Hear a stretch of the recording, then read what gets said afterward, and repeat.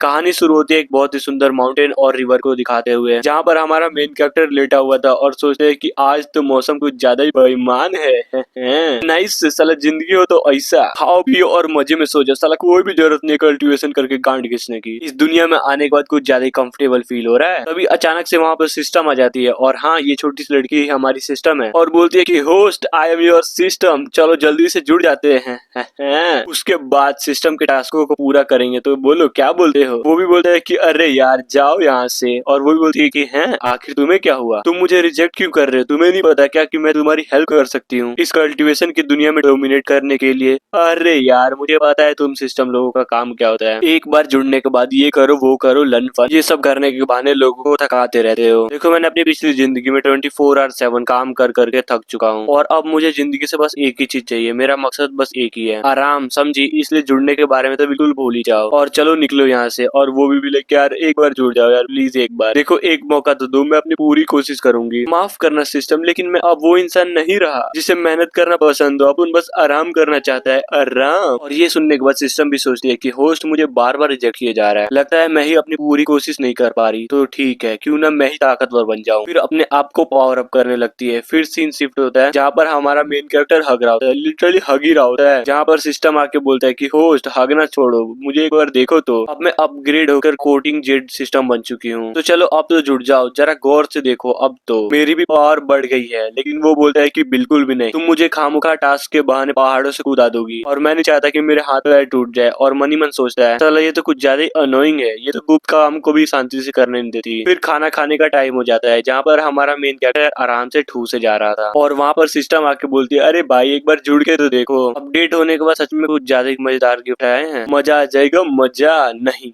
बिल्कुल भी नहीं, आई एम नॉट इंटरेस्टेड। ये सुनने के बाद वो भी थोड़ा सा दुखी हो जाती है। आखिर क्यों नहीं, बोलो आखिर क्यों, मुझसे गलती कहाँ पर हो रही है, लगता है मैंने ही अपनी पूरी कोशिश नहीं की। फिर दिखाया जाता है दूसरे दिन सीन जहाँ पर हमारा हीरो पेड़ों के नीचे मस्त आराम करे जा रहा था, जहाँ पर दूर से सिस्टम चिल्लाते हुए आ रही थी, लेकिन हमारा मेन कैरेक्टर उसको रोकते हुए बोलता है कि बस बहुत हुआ, अब मुझे बकवास नहीं सुनना। वो भी लाइक जरा गौर से देखो, मैं अब वो सिस्टम नहीं जो पहले थी, तुम फिर से अपग्रेड हो गई और eternal life flame invincible system बन गई। अगर तुमने मेरे साथ एक बार बॉन्ड बना लिया ना, तुम्हें मैसिव रिवॉर्ड भी मिलेंगे। अरे नहीं यार, परेशान करना बंद करो।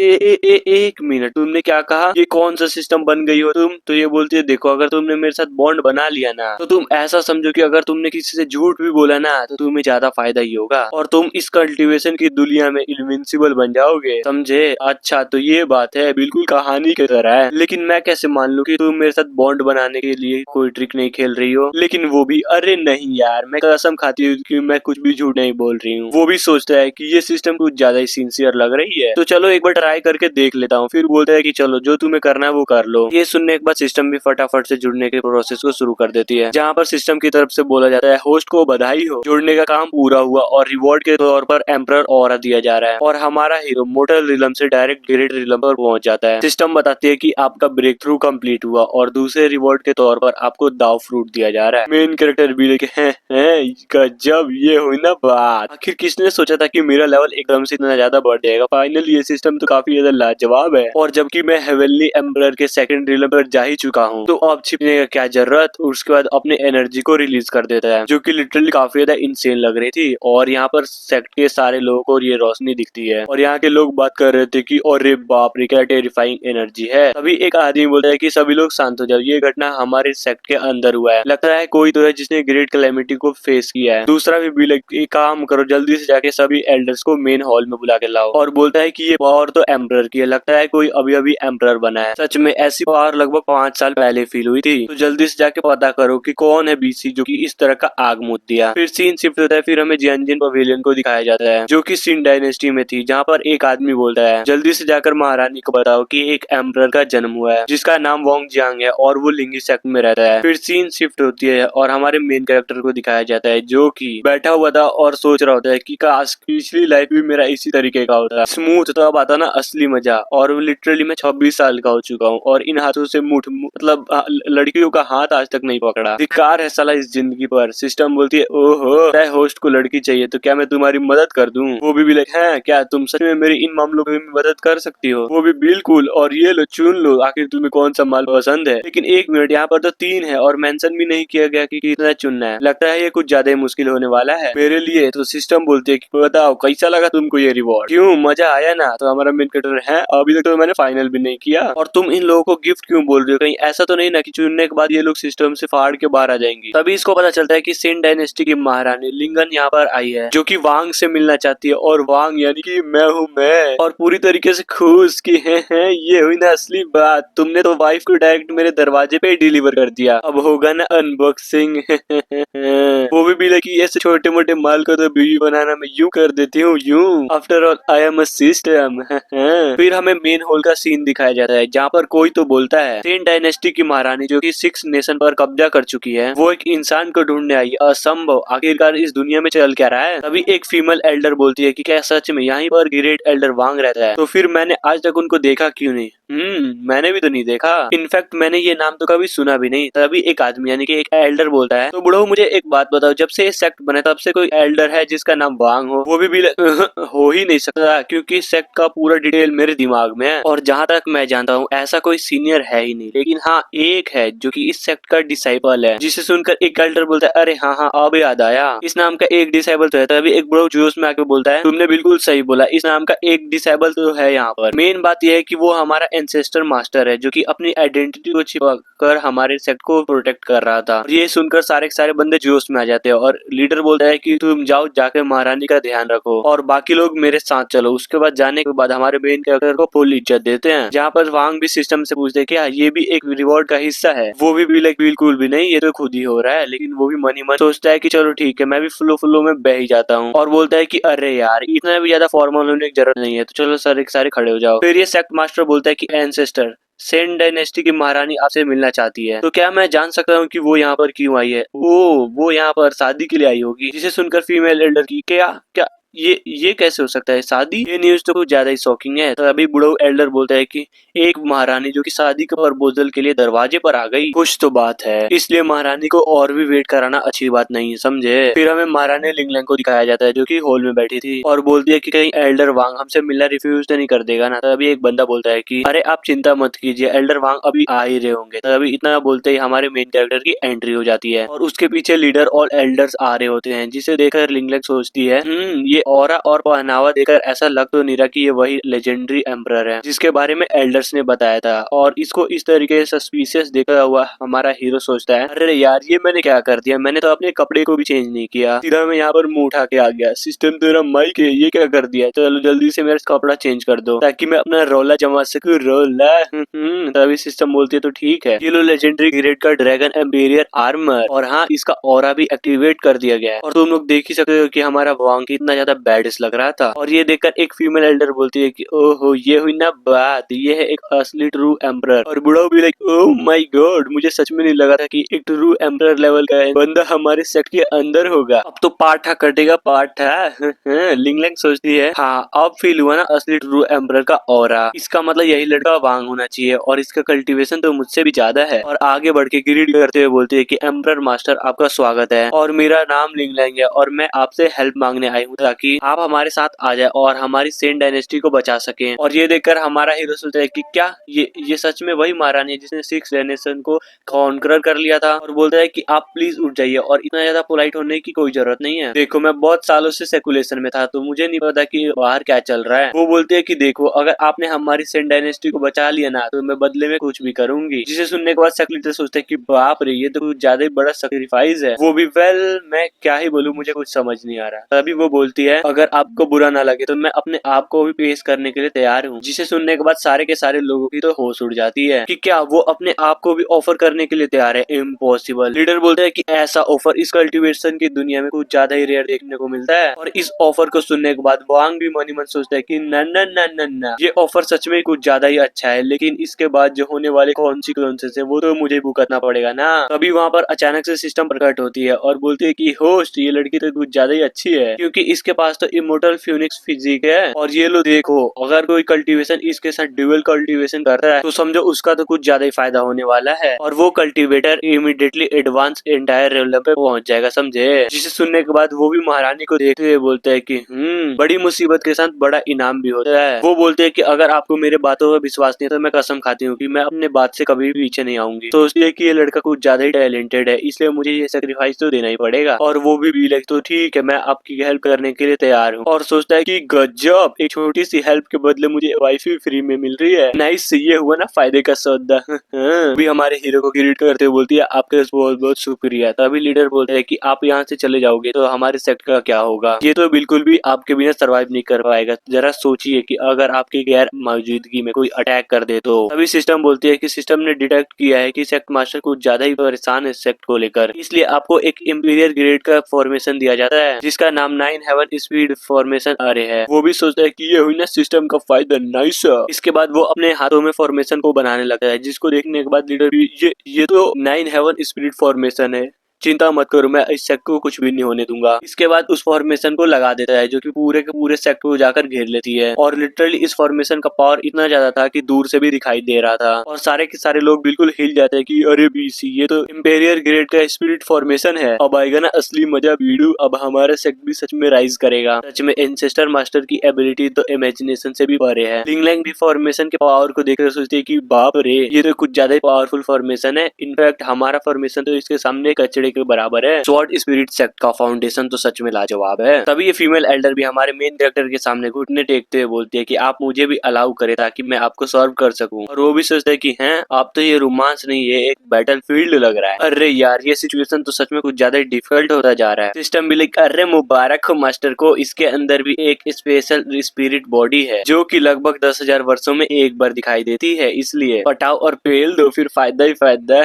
है। वो भी ओ ये बात है, पहले तुम ये बताओ कि ये स्पिरिट जर्नल बॉडी होता क्या है। सिस्टम भी बताता है कि देखो, ये पवित्र बॉडी वाला बंदा कुछ ज्यादा ही लॉयल और अटेंटिव होता है अपने मास्टर के लिए, समझे। तो वो भी ओ ये बात है, लेकिन एक सेकंड, ये बात कुछ ज्यादा नौकर जैसी क्यों फील हो रही है। तो वो बोलती है ओहो यार, आप तो कुछ ज्यादा ही मजाक कर ले रहे हैं। तो वो भी बोलता है एल्डर से कि ओके तो ठीक है, आज से तुम भी मेरे साथ रहोगी। और ये सुनने के बाद वो लड़की बिल्कुल खुश की है थैंक यू। हमारा हीरो भी मन ही मन सोचता है कि एक मेड का आसपास होना कुछ ज्यादा ही अच्छा है। नाइस। और इन सभी बातों को सुनकर एंसेस्टर मास्टर भी सोचता है कि हमारा मेन कैरेक्टर कुछ ज्यादा ही पोलाइट है, इतने ज्यादा पावरफुल होने के बाद भी ये हमारी इतनी ज्यादा इज्जत करते हैं। आखिरकार अब याओ की जिंदगी कुछ ज्यादा ही अच्छी चलने वाली है। तभी महारानी अपने लोगों से बोलती है कि चलो जल्दी से फ्यूनिक्स कैरियट को अपने बाहर निकालो। और तभी हमें उस कैरियट को दिखाया जाता है जो कि लिटरली कुछ ज्यादा ही ब्यूटीफुल लग रही थी, जिसे देखने के बाद कुछ लोग बोलते हैं बाप रे, ये तो कुछ ज्यादा लेजेंडरी गियर का व्हीकल है, जिसका पूरा नाम तो रेनबो फ्यूनिक्स कैरियट है। और सच में ये एक एम्बरर लेवल का आइटम भी है। और तभी हमारा मेन कैरेक्टर भी मन ही मन सोचता है कि गजब यार, ये तो कुछ ज्यादा ही खूबसूरत है। और जब मैं इसको देख पा रहा हूँ तो मुझे अब भी याद है कि मैं अपने पास्ट लाइफ में कुछ ज्यादा अखंड लेवल का गरीब था बीसी, इसीलिए तो फांसी लगाने तक के पैसे नहीं थे, एक गाड़ी तक नहीं चला पाया। और तभी हमारे मेन कैरेक्टर की सोच को सिस्टम भी डिटेक्ट कर लेती है और बोलती है डिटेक्ट हुआ है, होस्ट को एक व्हीकल की इच्छा है तो ठीक है, हम उसे एक व्हीकल देंगे। तो कांग्रेचुलेशन, आपको एक एम्परर लेवल का गन फायर कैरियट मिल रहा है जिसका नाम 6 ड्रैगन एम्पेरियर कैरेट है। ये सुनने के बाद हमारा मेन कैरेक्टर भी हल्की सी एक स्माइल करता है।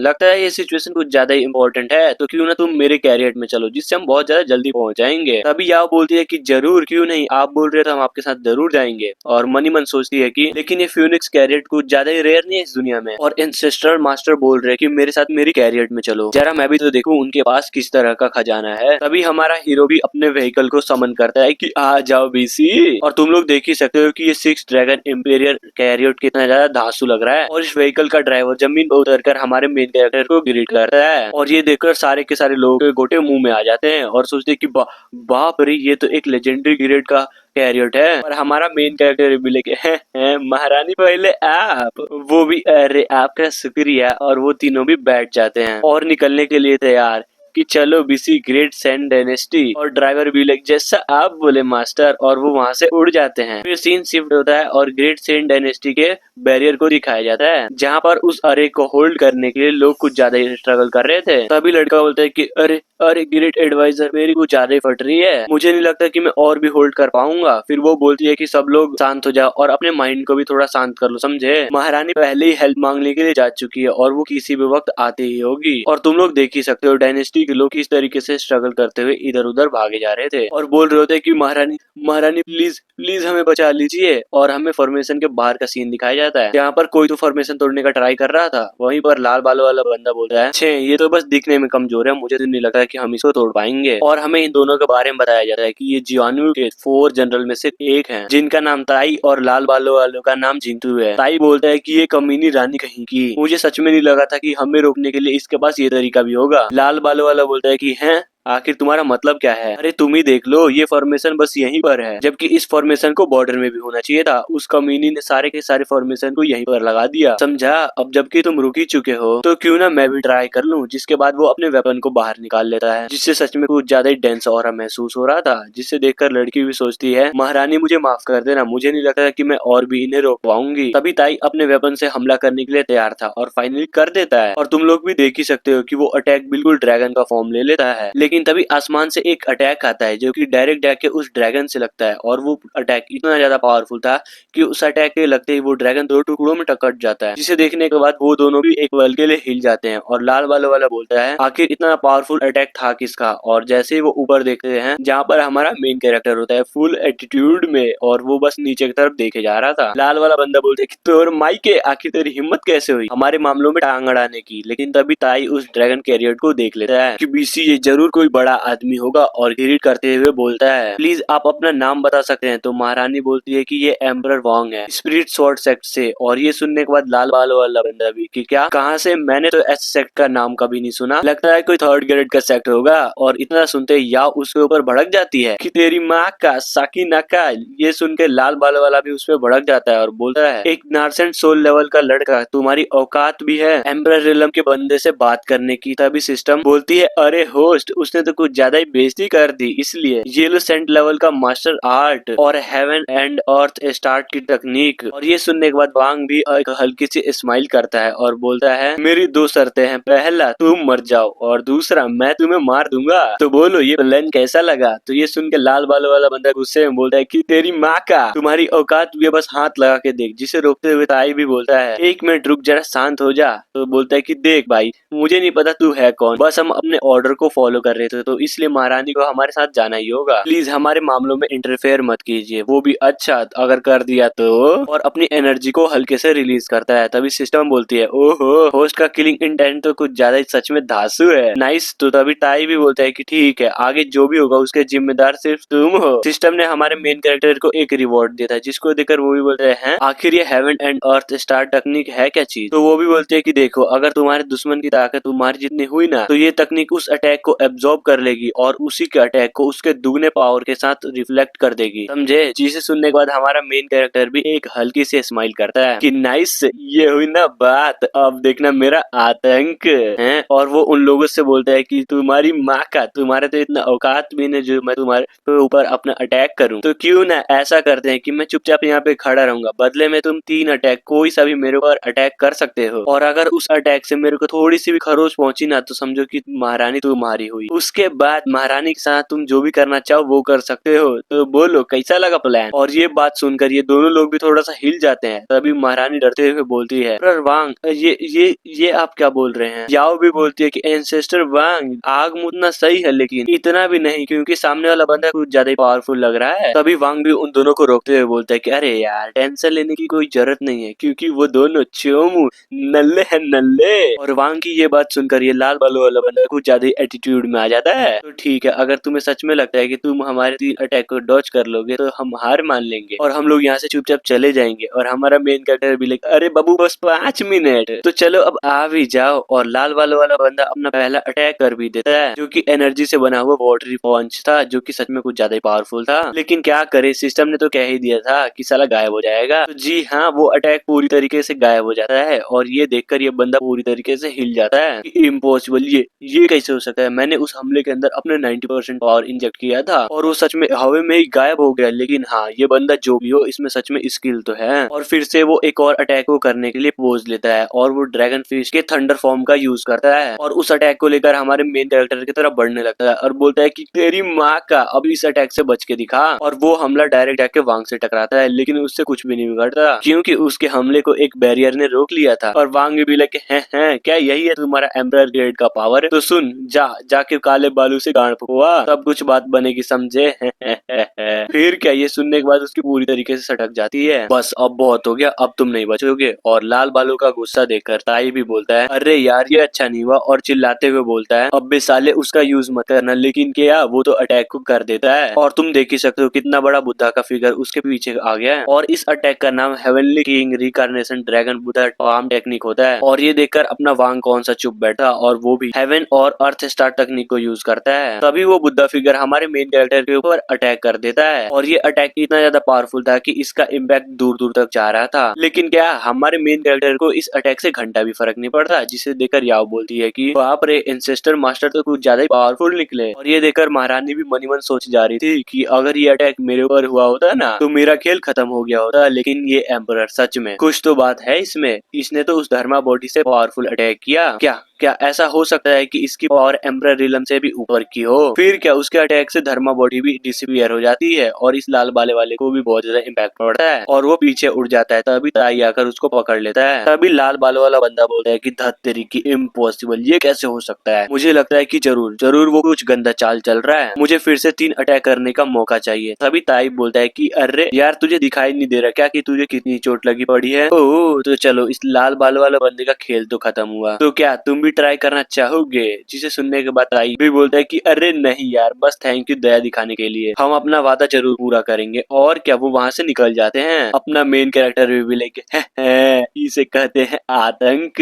याओ बोलती है कि एंसेस्टर मास्टर, आपको कहीं चोट तो नहीं लगी ना। अरे यार, टेंशन लेने की कोई जरूरत नहीं है, अपन बिल्कुल ठीक है। ये सुनने के बाद महारानी भी बोलती है कि यार, आपकी वो तकनीक तो कुछ ज्यादा ही अमेजिंग थी, नाइस। नहीं यार, ये उतना भी ज्यादा कुछ खास नहीं था। देखिए, आपका हमारे सेन डायनेस्टी को बचाने के लिए धन्यवाद, और हाँ, आपका ये एहसान हम कभी नहीं भूल पाएंगे। और हाँ, आपको पता है हम बहुत जल्दी ही शाही भोजन को तैयार करवाने वाले हैं, और वो भी सिर्फ आपके लिए, तो क्यों ना आप दोनों सबसे पहले वहाँ पर चलें। फिर वांग बोलता है कि जब महारानी हमें खुद इनवाइट कर रही है तो जाना तो बनता ही है। फिर सीन शिफ्ट होता है और हमें डायनेस्टी के गेट का सीन दिखाया जाता है, जहाँ पर बहुत सारे लोग बस इंतजार कर रहे थे महारानी के आने का। तभी वो हमारे मेन कैरेक्टर को इंट्रोड्यूस कराते हुए बताती है, ये है एम्परर वांग फ्रीड स्वॉर्ड सेक्ट से, और हाँ, ये वही है जिन्होंने हमें उन लोगों से बचाया है, और अब से इस डायनेस्टी के ये सोबेरियन होंगे। जिसे सुनकर सारे के सारे बंदे बिल्कुल चौंक जाते हैं, सोचते हैं कि अरे बाप रे, सच में। और उसके बाद हमारे मेन कैरेक्टर को फुल इज्जत देते हुए उसके सामने झुक जाते हैं। वो भी मनी मन सोचता है कि है आखिर ये सोबेरियन क्या चीज है। तभी सिस्टम बताती है, नाइस, अब तो तुम इन लोगों के भगवान बन गए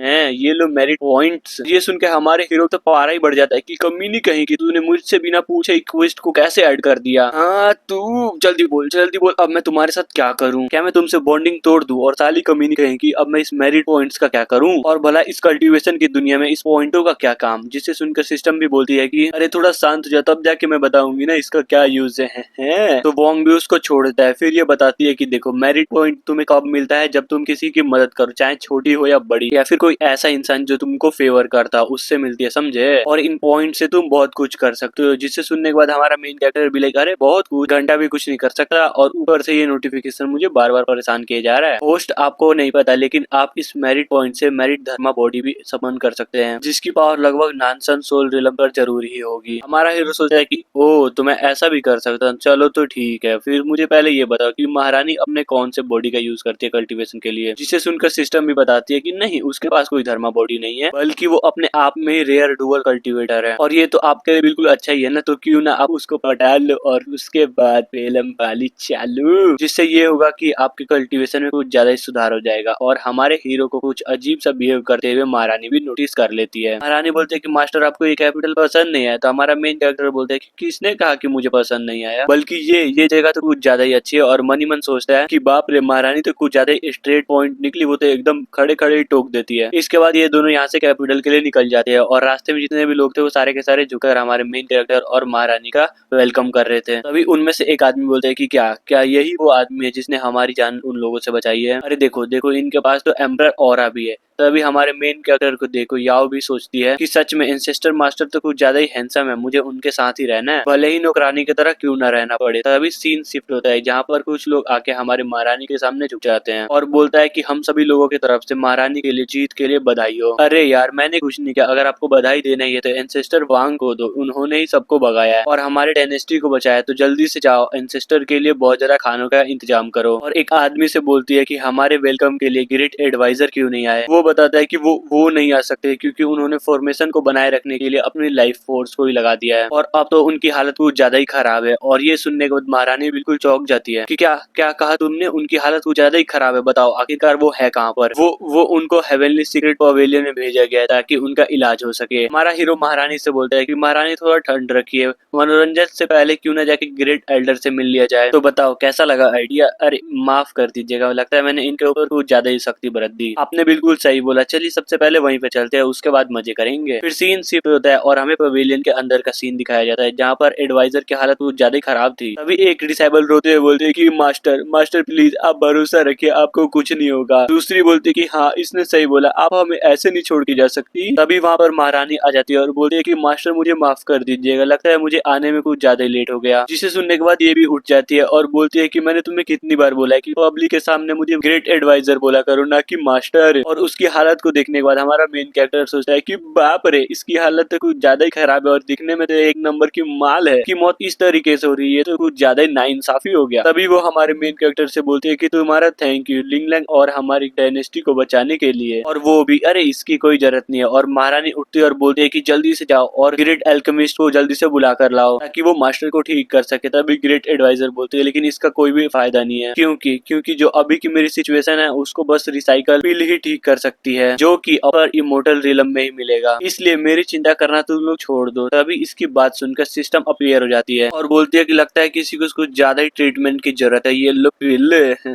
जो कि एक सुप्रीम ग्रेड का 9 साइकिल रिवर्स फील होता है। और ये देखकर हमारे हीरो का तो मुंह ही बन जाता है कि सच में ये कमीनी तो कुछ भी देती रहती है। क्या इसको नहीं पता कि अपर रिलम से नीचे सामान लाने के लिए जो कॉन्सिक्वेंसेस होंगे वो तो मुझे भुगतना पड़ेगा ना। चला सारे के सारे लोग तो मेरे पीछे ही पड़ जाएंगे ये जान के कि अपर रिलम का चीज जो कि मेरे पास आ गया है। चला अब मैं करूँ तो करूँ क्या, इसकी जान बचा लूं या फिर नहीं। तभी महारानी से बोलता है कि देखो तुम्हें चिंता करने की कोई जरूरत नहीं है, जो पील तुम्हें चाहिए ना वो मेरे पास है। और सोचता है कि कितना बुरा होगा एक पील ना मिलने की वजह से एक खूबसूरत लड़की की जान चली जाएगी, लेकिन वो भी पर ये तो कुछ ज्यादा प्रीसियस है ना, हम इसको नहीं ले सकते। अरे कोई नहीं, बस तुम इस पील का यूज करो। और वो भी पील को ले लेती है और अपने मास्टर को खिला देती है और तभी उसके मास्टर से गोल्डन लाइट निकलने लगती है और मास्टर बिल्कुल ठीक हो जाती है। तभी वो बोलती है कि ये पील तो कुछ ज्यादा ही पावर निकली, कोई शक नहीं है ये क्यों अपर इलम में मिलती है। महारानी भी लाइक वाह मास्टर, लगता है आपका तो लेवल अप ही हो गया। और तभी मास्टर हमारे हीरो को फुल इज्जत देते हुए बोलती है कि आपका बहुत बहुत शुक्रिया, यहाँ तक कि मैं ठीक भी हो गई हूँ और तो और मेरा लेवल अप भी हो चुका है और ऊपर से मैं इमोर्टल किंग के मिड लेवल पर पहुंच चुकी हूँ। जिसे सुन के हमारा मेन कैरेक्टर भी लाइक अरे ये तो मेरा फर्ज था, आपको इतना ज्यादा पोलाइट होने की कोई जरूरत नहीं है। तभी एक बंदा वहाँ पर आके बोलता है कि महारानी को मनोरंजन का सारा इंतजाम हो गया है। तो वही बोलती है हाँ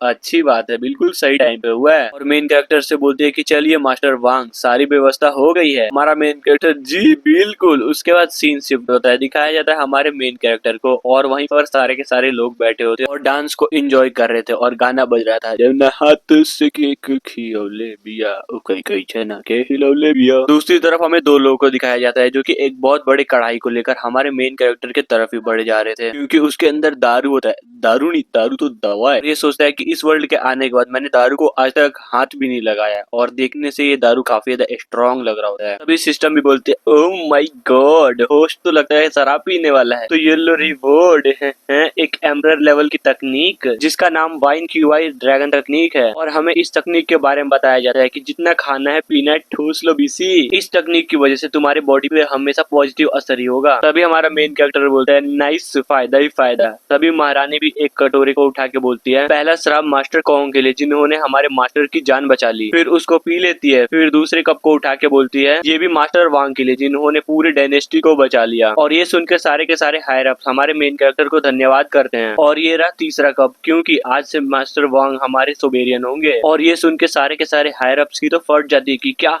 क्या क्या सोबेरियन, क्या इसका मतलब क्या है। तभी दूसरा बोलता है कि ये तो कुछ ज्यादा जल्दी नहीं हो गया। लेकिन इन सभी चीजों से तीसरा आदमी तो बहुत ज्यादा खुश था कि वाह ये हुई ना बात, अब हमारे डायनेस्टी के पास दो एम्परर रिलम के एक्सपर्ट होंगे। तो अब बताओ बीसी किसक में इतनी हिम्मत जो हमारे डायनेस्टी के साथ पंगा ले। तभी महारानी एक बात को अनाउंस करते हुए बोलती है कि सब लोग मेरी बात को ध्यान से सुनो, मैं अपने ग्रेट एडवाइजर से बोलकर एक डेट को फिक्स करवाऊंगी जिसमें मैं और एल्डर वांग शादी करेंगे। जिसको सुनकर एल्डर यांग तो कुछ ज्यादा ही चौंक जाती है कि ये तो एक मेजर इवेंट है ना, तो आपको नहीं लगता कि ऐसी चीजों को सोच समझ के करना चाहिए। तभी महारानी बोलती है कि मैंने पहले ही सोच लिया है, और ऊपर से मैंने हेवेंस की भी कसम खा ली थी कि अगर मैं शादी करूंगी तो बस एम्परर वांग से। पर मुझे ऐसा क्यों लग रहा है कि तुम्हें इससे कुछ ज्यादा ही दिक्कत है। तभी बोलती है कि नहीं यार, मुझे क्यों ऐसा दिक्कत होगा, लेकिन ये कुछ ज्यादा ही जल्दी नहीं हो गया। और ऊपर से मेरे एंसेस्टर मास्टर की, वो भी बिना किसी अनुष्ठान के, बिल्कुल भी नहीं हो सकता। और तुम क्या चाहती हो कि दुनिया वाले मेरे मास्टर के मजाक उड़ाएं कि ये वही एम्परर है ना जिसने थोड़ी सी हेल्प के बदले महारानी को ही पेल दिया।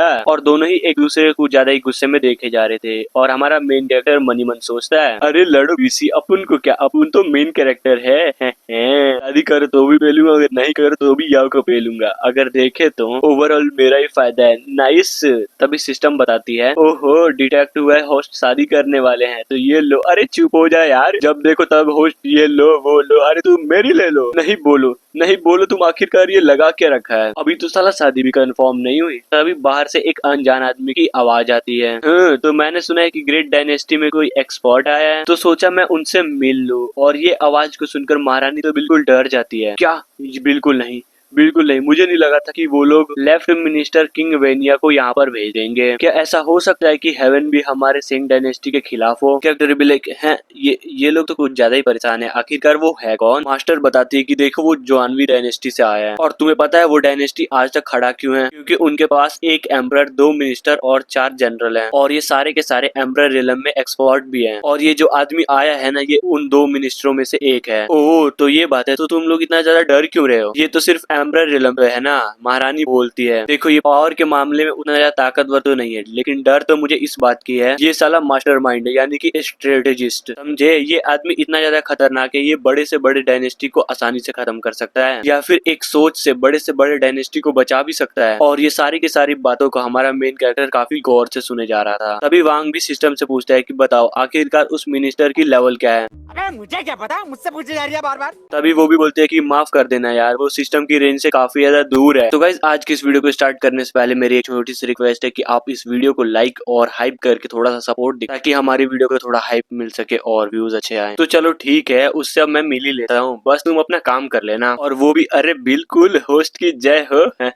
तभी उस मिनिस्टर का आवाज आता है कि अरे क्या हुआ, लगता है एक्सपर्ट हमसे मिलना नहीं चाहते, या फिर आप ये तो नहीं समझ रहे ना कि मेरी औकात ही नहीं है जो मैं आपसे मिल सकूं। और उसकी बात को सुनकर मास्टर बोलते हैं कि महारानी अब हम क्या करें, क्या हम उसकी मांगों को पूरी कर दे ताकि हम सेन डायनेस्टी के लोगों को बचा सकें? क्या भी लाइक एंसेस्टर मास्टर, लगता है यहाँ पर कुछ ज्यादा ही बड़े लफड़े हो रहे हैं, क्यों ना हम वापस से स्पिरिट स्वॉर्ड सेक्ट में चले जाए। लेकिन वो भी नहीं यार, ऐसा हम बिल्कुल भी नहीं कर सकते। और ऊपर से इन लोगों ने मेरे को यहाँ का सोबेरियन भी बना रखा है, और जबकि ये मुसीबत में है तो हम भला ऐसे कैसे छोड़ के जा सकते हैं? और तभी महारानी से बोलता है कि महारानी सुनो क्यों ना। लेकिन तभी वो अपने बातों को पूरा कंप्लीट कर पाता उससे पहले ही मास्टर घुटने पर बैठकर बोलती है कि प्लीज प्लीज एंसेस्टर वांग हमारी डायनेस्टी को बचा लीजिए, अब बस आप ही हैं जिन पर हम भरोसा कर सकते हैं। और यहाँ पे जितने भी एल्डर्स थे वो भी झुक जाते हैं और बोलते हैं कि प्लीज हमें और हमारी डायनेस्टी को बचा लीजिए। मेन कैरेक्टर भी मनी मन सोचता है कि अरे यार मैं तो मदद करने ही वाला था, और ये साला लोग फुल एटीट्यूड में मेरे को पोज भी मारने नहीं देते, हद है बीसी। उन लोगों की बात सुनने के बाद महारानी बोलती है कि आप लोगों को शर्म नहीं आती, जबकि आप लोगों को पता है कि एम्परर वांग यहाँ के गेस्ट तब पर भी अब फाइट करे इन्हें उकसा रहे हैं, ये बिल्कुल भी अच्छी बात नहीं है। मेन कैरेक्टर भी लाइक अरे चिंता मत करो, उस बुढ़ो की औकात नहीं है जो मुझसे टक्कर ले सके, बस इंतजार करो, मैं उसको बस हरा कर आया। महारानी महारानी भी लाइक सच में आपका ये फेवर हम कभी भी उतार नहीं पाएंगे, बस हम इंतजार करेंगे आपके जीत के वापसी को लेकर। सीन शिफ्ट होता है और हमें उस मिनिस्टर को दिखाया जाता है जो कि फॉर्मेशन के बाहर हमारे हीरो का इंतजार किया जा रहा था। वो अपने हाथों में अटैक को क्रिएट करते हुए बोलता है कि बस अब बहुत हो गया, लगता है इन लोगों ने मुझे कुछ ज्यादा ही हल्के में ले रखा है, तो क्यों ना सबसे पहले मैं इस फॉर्मेशन को तोड़ के ही स्टार्ट करूं। और जैसे ही वो कुछ करने वाला तभी हमारा मेन कैरेक्टर आते हुए बोलता है कि अरे चीचा रुक जाओ, इतनी जल्दी भी किस बात की है। और अपना मेन कैरेक्टर फुल एटीट्यूड में उस मिनिस्टर के सामने खड़ा हो जाता है। तो क्या तुम ही एम्परर वांग हो जिसके बारे में कुछ ज्यादा ही चर्चा हो रखी है। मेन कैरेक्टर भी लाइक अरे नहीं यार, मैं तो बस एक घुमक्कड़ कल्टिवेटर हूँ, इतना फेमस कहाँ, बट हाँ एम्परर वांग मेरा ही नाम है। मिनिस्टर भी सोचता है कि ये बंदा, इसमें कुछ तो बात है, मैंने सुन रखा है कि इसने लाल बालों वाले बंदे का अटैक एक हाथ से रोक रखा था और इतना पावरफुल होने के बाद भी ये बिल्कुल शांत है। इसे तो मैं कम समझने की भूल बिल्कुल भी नहीं कर सकता। तभी हमारे मेन कैरेक्टर से बोलता है कि तुम सच में कुछ ज्यादा ही विनर्म हो, अगर तुम हमारे जानवू डायनेस्टी में होते ना तो तुम्हारा पोजीशन भी बिल्कुल मेरे ही बराबर होता। वांग भी लाइक अरे थैंक यू यार कॉम्प्लीमेंट के लिए, लेकिन मैं तो एक सिंपल सा इंसान हूँ बस, जो कि माउंटेन में पला बड़ा, इसलिए मुझे नहीं लगता कि हाई पोजीशन मेरे लिए किसी भी काम की होगी। अगर आप बुरा ना मानो तो क्या मैं आपको एक एडवाइस दे सकता हूँ, तो वो ये है कि सर प्लीज आप भूल नहीं सकते खामखा दो डायनेस्टी के बीच के रिश्ते के माँ बहन करने में लगे पड़े हैं। और ये बात सुनने के बाद मिनिस्टर भी बोलता है कि अरे यार देख, मुझे भी ये सब चीजें करने में कोई भी इंटरेस्ट है नहीं, और क्या करे महारानी लिंगलंग ने 6 डायनेस्टी पर कब्जा करने के लिए कुछ ज्यादा ही नरसंहार कर दिया था, इसीलिए तो बस मैं यहाँ पर न्याय मांगने के लिए आया। अरे क्या बात बोल रहे हो, हालांकि उन देशों में दबदबा बनाकर कब्जा किया गया, पर देखो तो उन देशों की जनता कुछ ज्यादा ही खुश है, तुम्हें नहीं लगता।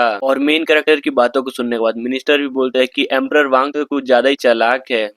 सच में लोगों के साथ किस तरीके से बात करनी चाहिए वो आपको अच्छे से पता है, पर क्या करे यहाँ पर मैं ऑर्डर मान कर आया हूँ, तो महारानी को तो लेकर जाना ही पड़ेगा। तभी हमारा मेन कैरेक्टर बोलता है अरे छोड़ो यार, तुम्हारी बातें सुनकर मेरे नजरों में तुम्हारी इज्जत कुछ ज्यादा ही बढ़ गई, तो क्यों ना हम दोनों आज के कन्वर्सेशन को कुछ ज्यादा इंजॉय करें और सारे के सारे कॉन्फ्लिक्ट्स को भुला दे। तो बोलो क्या बोलते हो। वो भी तुमसे बात करने में मजा तो आ रहा है, लेकिन क्या करे ये लफड़ा कुछ ज्यादा नेशनल लेवल पर जा चुका है, जो कि इतनी आसानी से तो सॉल्व होने नहीं वाली। तो बोलो तुम्हारे माइंड में कोई आइडिया है जिससे इन सभी कॉन्फ्लिक्ट्स को खत्म कर सके। अरे है ना, बिल्कुल है, देखो हमेशा जेंटलमैन स्वॉर्ड के साथ फाइट तो नहीं कर सकते हैं, तो बोलो क्यों ना बातों से फाइट करे जिससे दोनों पक्षों को कोई नुकसान नहीं होगा। तो बोलो क्या बोलते हो। तो मिनिस्टर बोलते हैं कि क्या कहा तुमने, शब्दों की लड़ाई, तो ठीक है अगर मैं जीत गया ना तो ये मत बोलना कि ये तो अनफेयर था, समझे। और उसको राजी होता देख मेन कैरेक्टर भी मनी मन सोचता है कि ये हुई ना बात, साला चाइना का ऐसा ऐसा कविता बोलूंगा कि इसकी बूंद तक फट जाएगी। तभी मिनिस्टर भी एक गेम को निकालते हुए बोलता है कि तो ठीक है अगर तुम जीते ना तो महारानी तुम्हारी हुई, तो बोलो मंजूर है ना। तभी हमारा मेन कैरेक्टर उस गेम को देखकर कुछ ज्यादा हिल जाता है। इसकी माँ का, ये तो गो है क्या,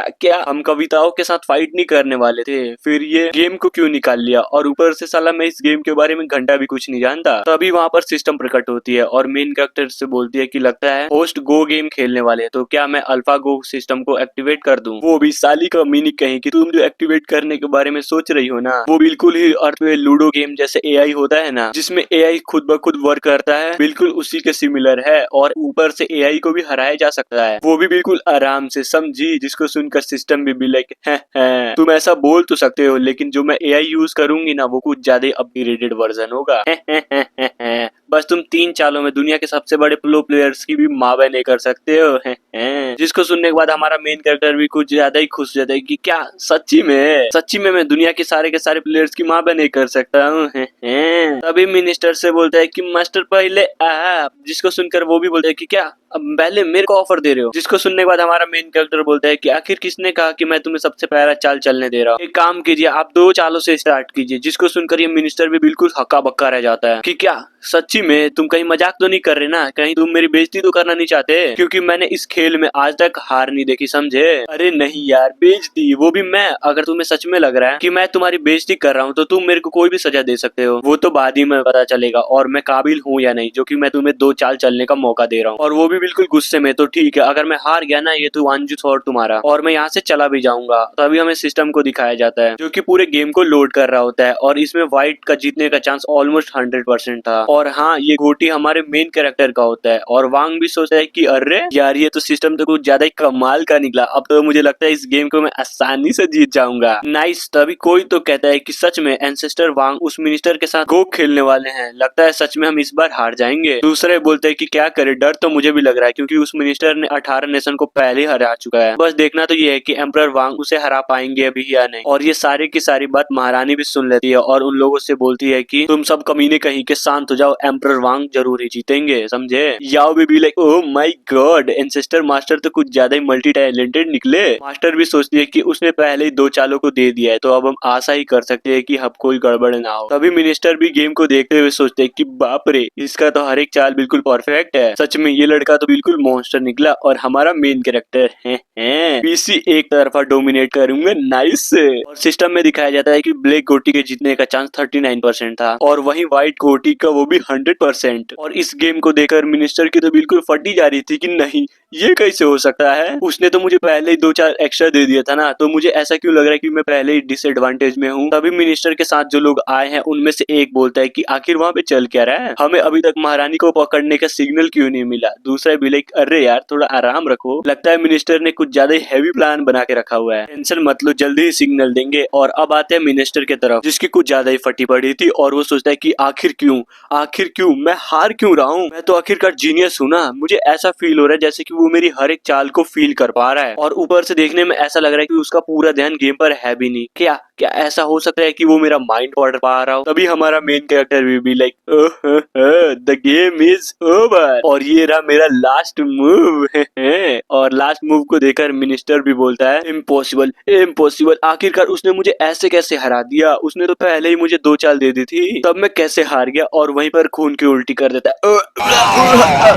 बेटे हमारा मेन कैरेक्टर भी लाइक है ये जहर वाली खीर, ये तो उल्टी, ये तो कुछ ज्यादा ड्रामेटिक निकला। और हमारा मेन कैरेक्टर सोचता है कि क्या यार, ये मिनिस्टर तो कुछ ज्यादा नौटंकी बाज निकला। ये तो एक गेम है ना जिसमें हार जीत तो लगी रहती है। तभी सिस्टम बताती है कि अरे वाह, आपने तो उसकी कह कर ले लिया, आपने इतना गंदा उसको हरा दिया कि वो इस हार को सह भी नहीं पाया और उसके सोल पे बहुत बड़ा झटका लगा है, जिससे हुआ ये है कि उसका लेवल भी नीचे गिर गया है। जिसे सुनकर वांग भी लाइक ये बात है, ये तो लेटेस्ट न्यूज है, साला खून की उल्टी कर रहा है, अगर पिछवाड़े से करता तो साला मर ही जाता। और मिनिस्टर से बोलते हैं कि आपका शुक्रिया इतने मजेदार गेम के लिए। तभी 2 लोग हमारे मेन कैरेक्टर के ऊपर अटैक करने के लिए आ जाते हैं और उसके ऊपर लिटरली हमला कर देते हैं। तभी एक बूम और एक बड़ा सा धमाका होता है, लेकिन हमारे मेन कैरेक्टर के ऊपर घंटा फर्क नहीं पड़ता क्योंकि उसने हेवन और अर्थ स्किल का यूज किया था। अरे वही सील जिससे हर एक अटैक को अब्सॉर्ब किया जा सकता है। अब याद आया, अब तो आ ही गया होगा। बुढ़ऊ बोलता है कि जैसा कि मुझे लगा था इसके पास प्रोटेक्टिव शील्ड है, तो क्यों ना हम इस पर एंगल बदल कर हमला करें। तो दूसरा भी लाइक माफ कीजिएगा एम्परर वांग, लेकिन क्या करे, अपनी भी कुछ मजबूरी है ना। और इसी के साथ वो दोनों हमारे मेन कैरेक्टर के ऊपर अटैक करने के लिए कुछ ज्यादा तेजी से बढ़ जा रहे थे। तभी वांग भी उन्हें अपनी तरफ आता हुआ देख लेता है और बोलता है कि चलो ठीक है, फिर अगर मरने की इतनी ज्यादा जल्दी है ना तो मैं तुम्हारी चाहत को पूरा करूंगा। तभी हमारा मेन कैरेक्टर भी उस हमले को रोकने के लिए हेवन एंड अर्थ तकनीक का यूज करता है, जो कि लिटरली कुछ ज्यादा ताकतवर था, जिससे वो दोनों के दोनों हवा में ही उड़ जाते हैं। और एक अपने आप को संभालते हुए बोलता है इम्पॉसिबल, आखिर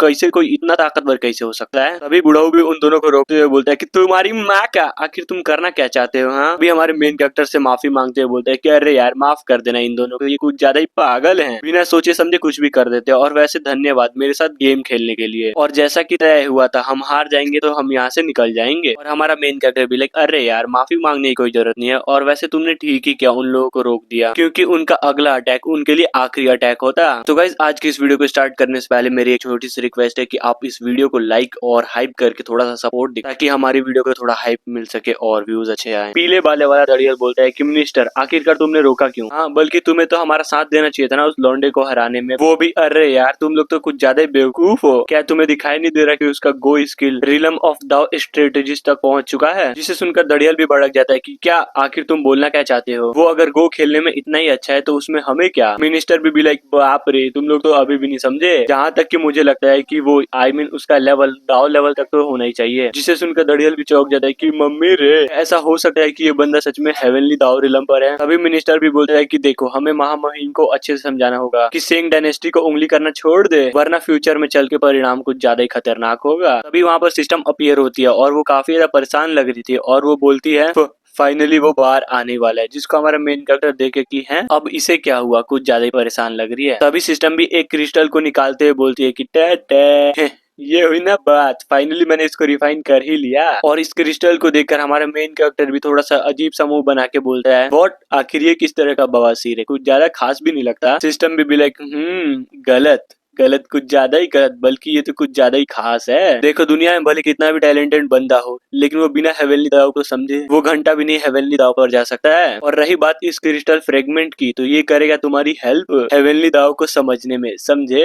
तभी हमारा मेन कैरेक्टर भी उस क्रिस्टल को ले लेता है और वहीं पर हेवनली दाव को समझने के लिए स्टार्ट हो जाता है। तभी दूसरे ही पल हमारे हीरो के अंदर से कुछ ज्यादा एनर्जी निकलती है और ये एनर्जी सच में कुछ ज्यादा ही धांसू लग रही थी। और इस एनर्जी को दूर में बैठा हुआ एक बूढ़ा भी नोटिस कर लेता है, जो कि सर्कुलेशन में था। और क्या क्या सच में हेवनली दाव फ्रेगमेंट का एनर्जी था? लेकिन दाव की एनर्जी तो स्टार्ट भी नहीं, तो फिर कैसे, आखिर ये फ्रेगमेंट अपीयर कैसे हो गया? तभी दूसरी तरफ एक और बुड्ढे को दिखाया जाता है और इसे भी उस फ्रेगमेंट की एनर्जी को महसूस हुआ था और वो बोलता है हेवनली दाव फ्रेगमेंट फाइनली अपीयर हो ही गया, लगता है ये दुनिया अब बहुत जल्दी कियोस में जाने वाली है। नाइस। तभी एक लड़की के शैडो को दिखाया जाता है, जो कि बोलती है, अरे गजब, ये तो कुछ ज्यादा ही अच्छी बात है, मुझे तो बस ये देखना है कि आगे चल के उस फ्रेगमेंट को लेने कौन वाला है। सीन चेंज होता है और हमें दो लोगों को दिखाया जाता है, जो कि बड़े आराम से बैठे पड़े थे। उनमें से एक बोलता है कि तुमने वो महसूस किया, तो बोलो क्या करोगे। फिर दूसरा बोलता है कि क्या करूंगा, तुम ये बोलो कि मैं उस फ्रेगमेंट को पाने के लिए क्या नहीं करूंगा, क्योंकि वही एक चीज है जिसकी मदद से कोई भी आदमी आराम से सेज बन सकता है, समझे। और अब आते हैं हम अपने मेन कैरेक्टर के तरफ। इसकी माँ का अब ये किस तरह की जगह है? और ये सुनकर सिस्टम बताती है कि अरे यार टेंशन मत लो, ये तुम्हारा हेवनली सी है, जिसके अंदर ये हेवनली डाव अल्टर बन चुका है। बस तुम्हें करना ये है कि उस फ्रेगमेंट की पावर को एक्टिवेट करने के लिए तुम्हें बस उसे उठाकर बस इस डिस्क के ऊपर रखना है, समझे। और सिस्टम की बातों को सुनकर वांग भी वही करता है जो उसको बोला गया था, उस फ्रेगमेंट को उठा के उस डिस्क की तरफ लेके जाता है। और जैसे वो दोनों जुड़ते हैं, तभी बूम, एक बहुत बड़ी एनर्जी का धमाका होता है हमारे मेन कैरेक्टर की नॉलेज सी के अंदर, जिससे होता ये है कि हमारे मेन कैरेक्टर का पावर कुछ ज्यादा ही तेजी से बढ़ जा रहा था, जिसको वो भी फील करके मन ही मन सोचता है कि अरे बाप रे, सिर्फ मेरा लेवल ही अपग्रेड नहीं हुआ, मैं तो हेवनली दाव के न्यू लेवल पर जा चुका हूँ, लाजवाब। तभी सिस्टम बताती है कि अगर होस्ट ने ब्लैक एंड व्हाइट गोटी का यूज किया ना, तो उसे एक अपॉर्चुनिटी मिलेगी। जिसे सुनकर वांग भी बोलता है, क्या कहा अपॉर्चुनिटी? मैं कुछ समझा नहीं, तो तुम एक बार अच्छे से समझाओगी। फिर वो समझाती है कि देखिए अब आप ग्रेट मास्टर बन ही चुके हैं, तो अब आप बहुत आराम से इस गोटी का यूज करके किसी का भी हेल्प कर सकते हैं या फिर उसे बहुत आसानी से परेशान कर सकते हैं। इनफैक्ट अगर मैं एक लाइन में बोलूं तो सीधा ये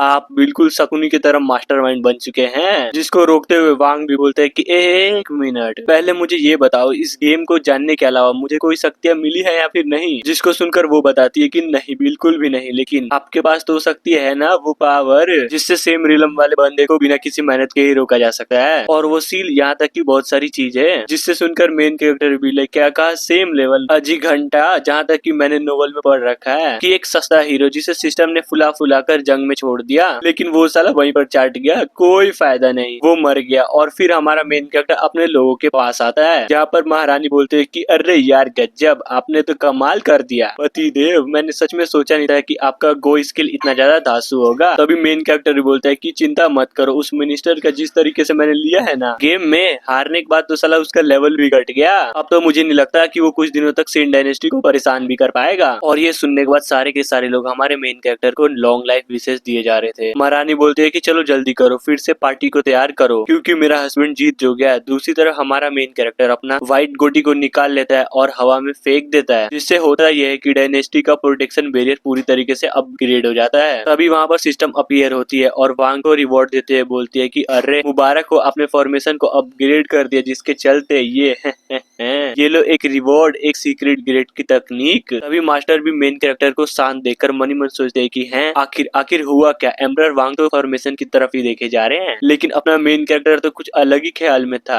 कि ओहो, तो इस तरीके से गोटियों का यूज होता है। इसका मतलब अगर मैं चाहूँ ना तो किसी को भी बहुत आराम से मैनिपुलेट कर सकता हूँ, जस्ट लाइक महारानी। क्या हो अगर मैंने महारानी को एक अलग तरीके के कपड़े पहना दिए, वो भी शर्माते हुए बोले कि अरे हस्बैंड यार ये किस तरह का आउटफिट है, मुझे तो कुछ ज्यादा शर्म आ रही है। तभी सबसे बोलता है कि चिंता मत करो, मैंने इस फॉर्मेशन को भी अपग्रेड कर दिया है, अब कोई भी माई का लाल नहीं होगा जो इस फॉर्मेशन फॉर्मेशन को तोड़ सकेगा। मास्टर मनी मन सोचती है कि बाप रे, इतना तगड़ा फॉर्मेशन इन्होंने बस इतने आसानी से लगा दिया। सच में इस बंदे की बात ही अलग है। और ये सुनने के बाद सारे के सारे बंदे हमारे मेन कैरेक्टर को बधाई दिए जा रहे थे। तभी सीन शिफ्ट होता है और हमें एक आदमी को दिखाया जाता है, अरे वही महामहिम को। और ये बोलता है कि अरे क्या बात है, आखिर किसने सोचा था कि लेफ्ट मिनिस्टर का कैलकुलेशन उस डायनेस्टी को लेकर इतना ज्यादा गलत होगा। तभी एक आदमी महामहिम को बताता है कि उस मिनिस्टर ने बोला है कि तुम उस सेन डायनेस्टी को भूल जाओ, क्योंकि उस महारानी ने एक पावरफुल बंदे को बुलाया है जो कि लिटरली कुछ ज्यादा ही पावरफुल है और उसका नाम वांग है। इसलिए हमें उनसे कुछ ज्यादा ही दूर रहना चाहिए, वरना फ्यूचर में हमें कुछ ज्यादा प्रॉब्लम आ सकती है, समझे। और अब हमें फाइनली महामहिम को अच्छे से दिखाया जाता है, जिसका नाम जुआनवू होता है। और हाँ, ये भी एक एम्परर होता है और वो भी गुस्से में बोलता है कि इसकी माँ का आखिरकार ये क्या बकचोदी है, एक छोटे से सेन डायनेस्टी को तुम लोग नहीं संभाल पाए। हद है यार, अगर लेफ्ट मिनिस्टर से नहीं हुआ तो तुम जाकर राइट मिनिस्टर से बोलो कि वो जल्द से जल्द जाकर सेन डायनेस्टी पर हमला बोल दे। और ये सुनकर तभी उसका सेवक भी घुटने मुंह आकर बोलता है, अरे यार प्लीज प्लीज आप ऐसा मत कीजिए, क्योंकि नॉर्थ कैंपेन में कुछ ज्यादा दिक्कत चल रही है, बस एक छोटी सी गलती और उसके बाद पूरा का पूरा प्लान ही डिस्ट्रॉय हो जाएगा। और ये सुनने के बाद वो भी बोलता है कि क्या बकवास है, मुझे बस एम्परर लिंगलिंग के अलावा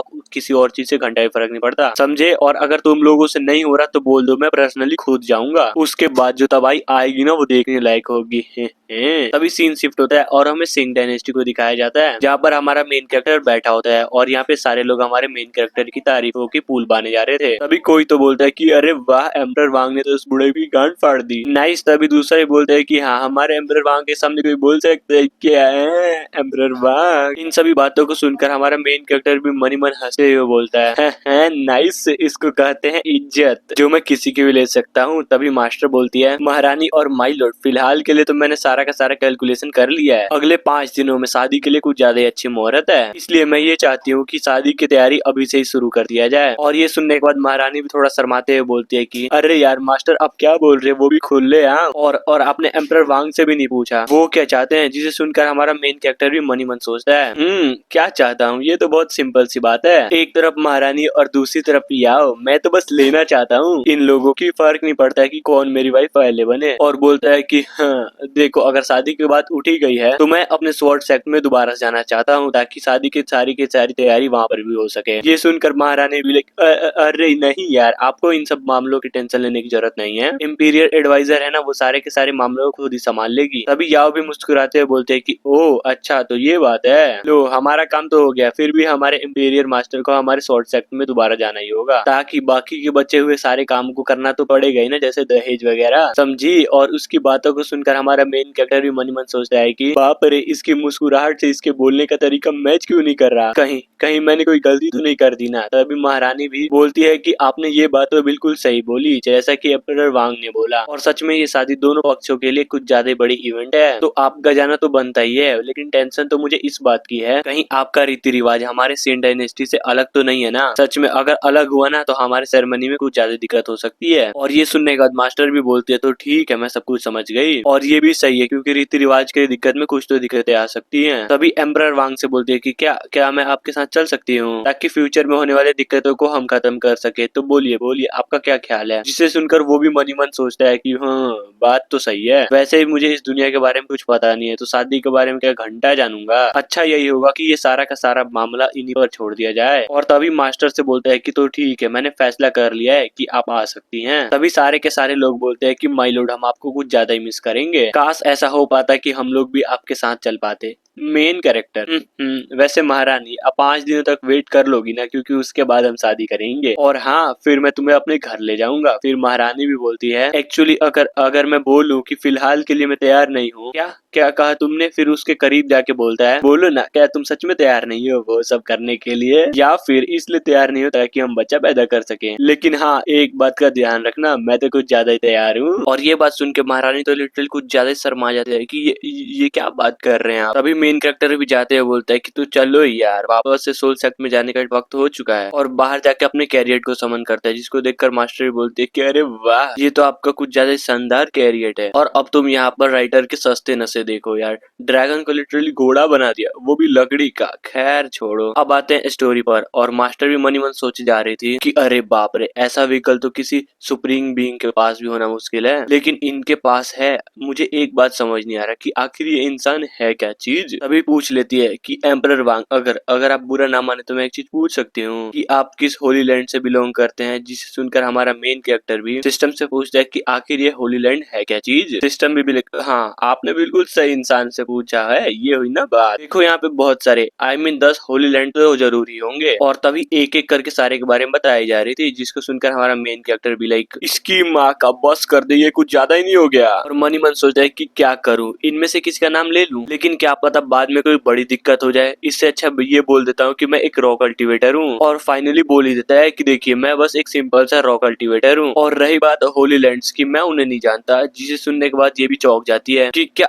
मैंने ये नहीं सोचा था कि आप एक रॉ कल्टिवेटर होंगे। जरा देखो तो आपका जितना टैलेंट है उसको देखकर कौन ही विश्वास करेगा कि आप कोई भी होली लैंड से बिलोंग ही नहीं करते। इनफैक्ट मुझे तो अभी भी विश्वास नहीं हो रहा। तभी सिस्टम भी मेन कैरेक्टर को अलर्ट करते हुए बोलता है कि ये अच्छा नहीं हुआ, साला कोई तो है जो हमारे सेक्ट के फॉर्मेशन को तोड़ने की कोशिश कर रहा है। जिसे सुनने के बाद मेन कैरेक्टर भी सोचता है आखिर किसकी इतनी हिम्मत हो गई जो मेरे सेक्ट के ऊपर हमला किया है, क्या उसे मरना है क्या। और वांग को परेशान देखकर मास्टर बोलती है कि अरे क्या हुआ, कोई दिक्कत है क्या। और वो भी अरे नहीं यार, बस हमारे सेक्ट में थोड़ा सा ट्रबल हो चुका है। और अब आते हैं हम स्पिरिट स्वॉर्ड सेक्ट पर, जहाँ पर काफी सारे लोग मिलकर सेक्ट के फॉर्मेशन को तोड़ने की कोशिश किए जा रहे थे। उनमें से एक बोलता है कि अबे साला ये किस तरह का फॉर्मेशन है, ये साला टूटता क्यों नहीं है। तभी उनमें से एक बुड्ढा सोचता है कि ये स्वॉर्ड सेक्ट हमेशा से लो प्रोफाइल रहा है, आखिर किसने सोचा था कि इनके पास एक खतरनाक लेवल का सेक्ट फॉर्मेशन भी होगा। मुझे आज के आज ही इस फॉर्मेशन को हटाना होगा ताकि मुझे ये फॉर्मेशन मिल सके। और अब आते हैं फॉर्मेशन की अंदर की तरफ, जहाँ पे सारे के सारे लोग परेशान थे, जिनमें से कोई तो बोलता है यार मुझे तो नहीं लगता ये फॉर्मेशन और भी टिकने वाली है। तभी लीडर के साइड में खड़ा हुआ एल्डर बोलता है सालो तुम्हारी माँ का, तुम लोग आखिर जानते ही क्या हो इसके बारे में। इस फॉर्मेशन को हमारे एंसेस्टर मास्टर ने खुद अपने हाथों से लगाया था, इन लोगों की औकात नहीं है जो इस फॉर्मेशन को तोड़ सके। तभी वहाँ पर हमारा मेन कैरेक्टर भी आ जाता है, जिसको देखकर सारे लोग खुश हो जाते हैं कि वाह एंसेस्टर मास्टर आखिर आ ही गए। मेन कैरेक्टर भी गुस्से में आते हुए बोलते हैं कि इसकी माँ का, आखिर किसकी हिम्मत जो यहाँ पर आने की, नरसंहार होगा बीसी। तभी लीडर भी हमारे मेन कैरेक्टर को ग्रीट करते हुए बोलता है अरे देखो ना, ये कल्टिवेटर यहाँ से जा रहे थे, लेकिन इनमें से कोई तो था जिसकी नजर हमारे सेक्ट फॉर्मेशन पर पड़ गई और उन्हें अच्छा लग गया, तब से अटैक पर अटैक कर जा रहे फॉर्मेशन को लेने के लिए। तभी याओ भी गुस्से में बोलते हैं कि आखिर किसकी इतनी हिम्मत हुई, आखिर कौन सा सेक्ट है जो हमारे सेक्ट के ऊपर हमला कर रहा है। मेन कैरेक्टर भी मनी मन सोचता है कि साला मैं कितना खुश था कि चलो मेरी शादी होने वाली है। पर कहते हैं ना, जब कुत्ते की मौत आती है तो मेन कैरेक्टर की तरफ भागता है, किसी को भी नहीं छोड़ूंगा। और यहाँ से जाते हुए बोलता है एम्पीरियर एडवाइजर हमारे यहाँ पर मेहमान है, इसलिए उनका ध्यान रखना, मैं अभी आया। और फॉर्मेशन के बाहर उन कल्टिवेटर्स को आवाज आती है कि तुम्हारी माँ का,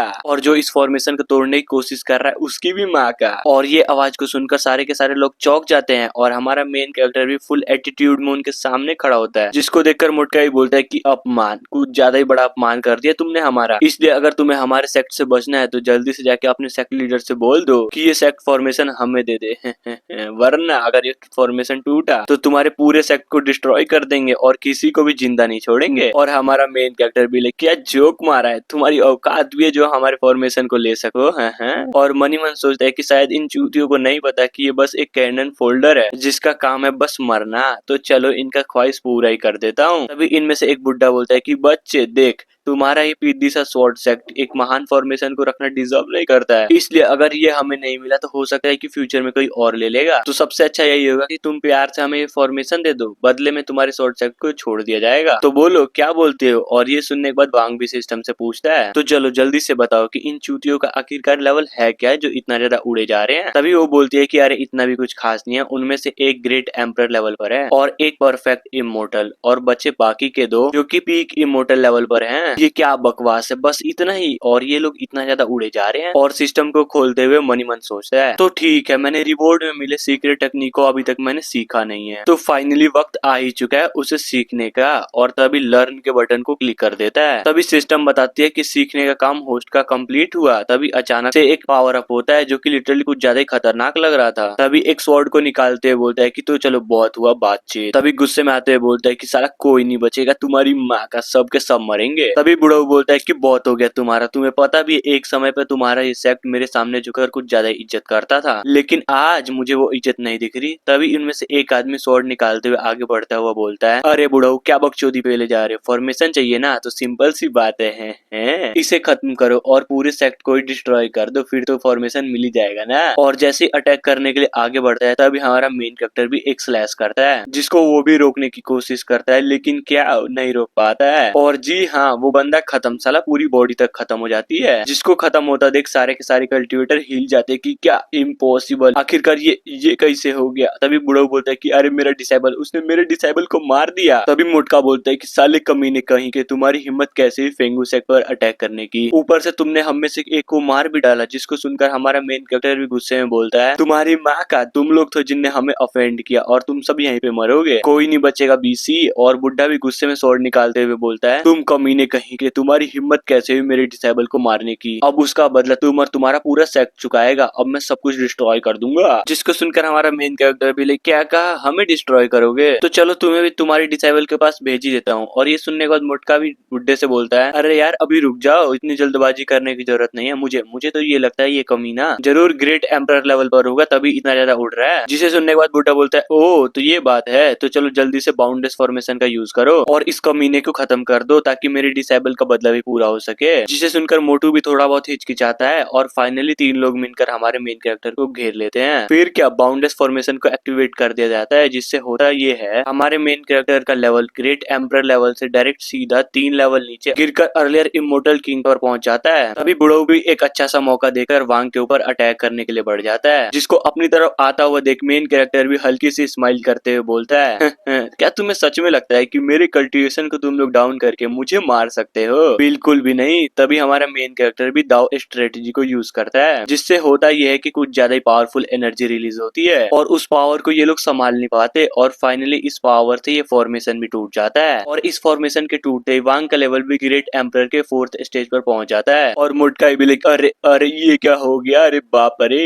इसने तो लिटरली एक ही झटके में हमारे ग्रेट फॉर्मेशन को तोड़ दिया। जिसे सुनने के बाद मोटका भी सोचता है, इम्पॉसिबल, आखिर ये कैसे हो सकता है। उस फॉर्मेशन को टूटने के बाद भी इस बंदे का फाउंडेशन थोड़ा सा भी हिला नहीं, विश्वास ही नहीं हो रहा। और फिर सभी से बोलता है कि ज्यादा पैनिक होने की जरूरत नहीं है, उसने इस बाउंडलेस फॉर्मेशन को बस अपने लिए तोड़ा है, ये फॉर्मेशन अभी भी एक्टिव है जो कि हमारे पावर को बढ़ाने का काम करेगा, इसलिए सब लोग मिलकर एक साथ अटैक करो और उसे खत्म कर दो। जिसे सुनकर सारे लोग अटैक करने के लिए तैयार हो जाते हैं। बुड्ढा अपने हेवनली शॉर्ट क्लाउड टेक्निक का यूज करता है, दूसरी तरफ मोटका और उसके फ्रेंड अपने अपने स्पेशल तकनीक के साथ अटैक करने के लिए तैयार थे। इनको हमला करते देख हमारा मेन कैरेक्टर भी एक हल्की सी स्माइल करता है और तभी अपना स्पेशल अटैक हेवन एंड और तकनीक का यूज करते हुए बोलता है, कमजोर, कुछ ज्यादा ही कमजोर हो तुम लोग। और वांग की तकनीक इतनी ज्यादा पावरफुल होती है कि बस उसके प्रेशर से ही सारे के सारे कल्टिवेटर की धज्जियां उड़ जाती है। मेन कैरेक्टर भी लाइक, तो और माइक के चांस मिला था, ये नहीं कि भाग जाऊं, पर हुआ क्या, तुम्हें तो फॉर्मेशन चाहिए था और तुम्हारे डिसेबल का बदला भी, पर अब मेरी बारी और अटैक करने को तैयार था। जिसे सुनकर बुड्ढा भी डर जाता है कि ये अच्छा नहीं हुआ। तो सुनो सब लोग, तुम लोग जल्दी यहाँ से निकलो। जैसे ही वो लोग भाग पाते लेकिन हमारा मेन कैरेक्टर एक को मार देता है, जिसको देखकर मोटू की तो लिटरली कुछ ज्यादा फट जाती है। तभी अपना मेन कैरेक्टर उसके पीछे आके बोलता है, ना मुन्ना ना और उसको भी एक स्लैश से मार डालता है। तभी अपने डिसेबल और जूनियर ब्रदर को मरता देख बुड्ढा तो यहाँ से फुर होने की कोशिश करता है, जिसको भागता हुआ देख वांग भी नोटिस कर लेता है। दूसरी तरफ बुढ़ऊ भी भागते हुए सोचता है कि ये क्या होगा, ये आदमी तो कुछ ज्यादा स्ट्रॉन्ग निकला। चिंता मत करो, मैं एक दिन तुम सभी का बदला जरूर लूंगा। तभी हमारा वांग बोलता है, अरे वाह, किसने सोचा था कि एक बुड्ढे के अंदर इतनी ज्यादा पावर होगी, ये तो कुछ ज्यादा तेजी से भागा। तभी अपनी स्वॉर्ड को आगे करते हुए बोलता है कि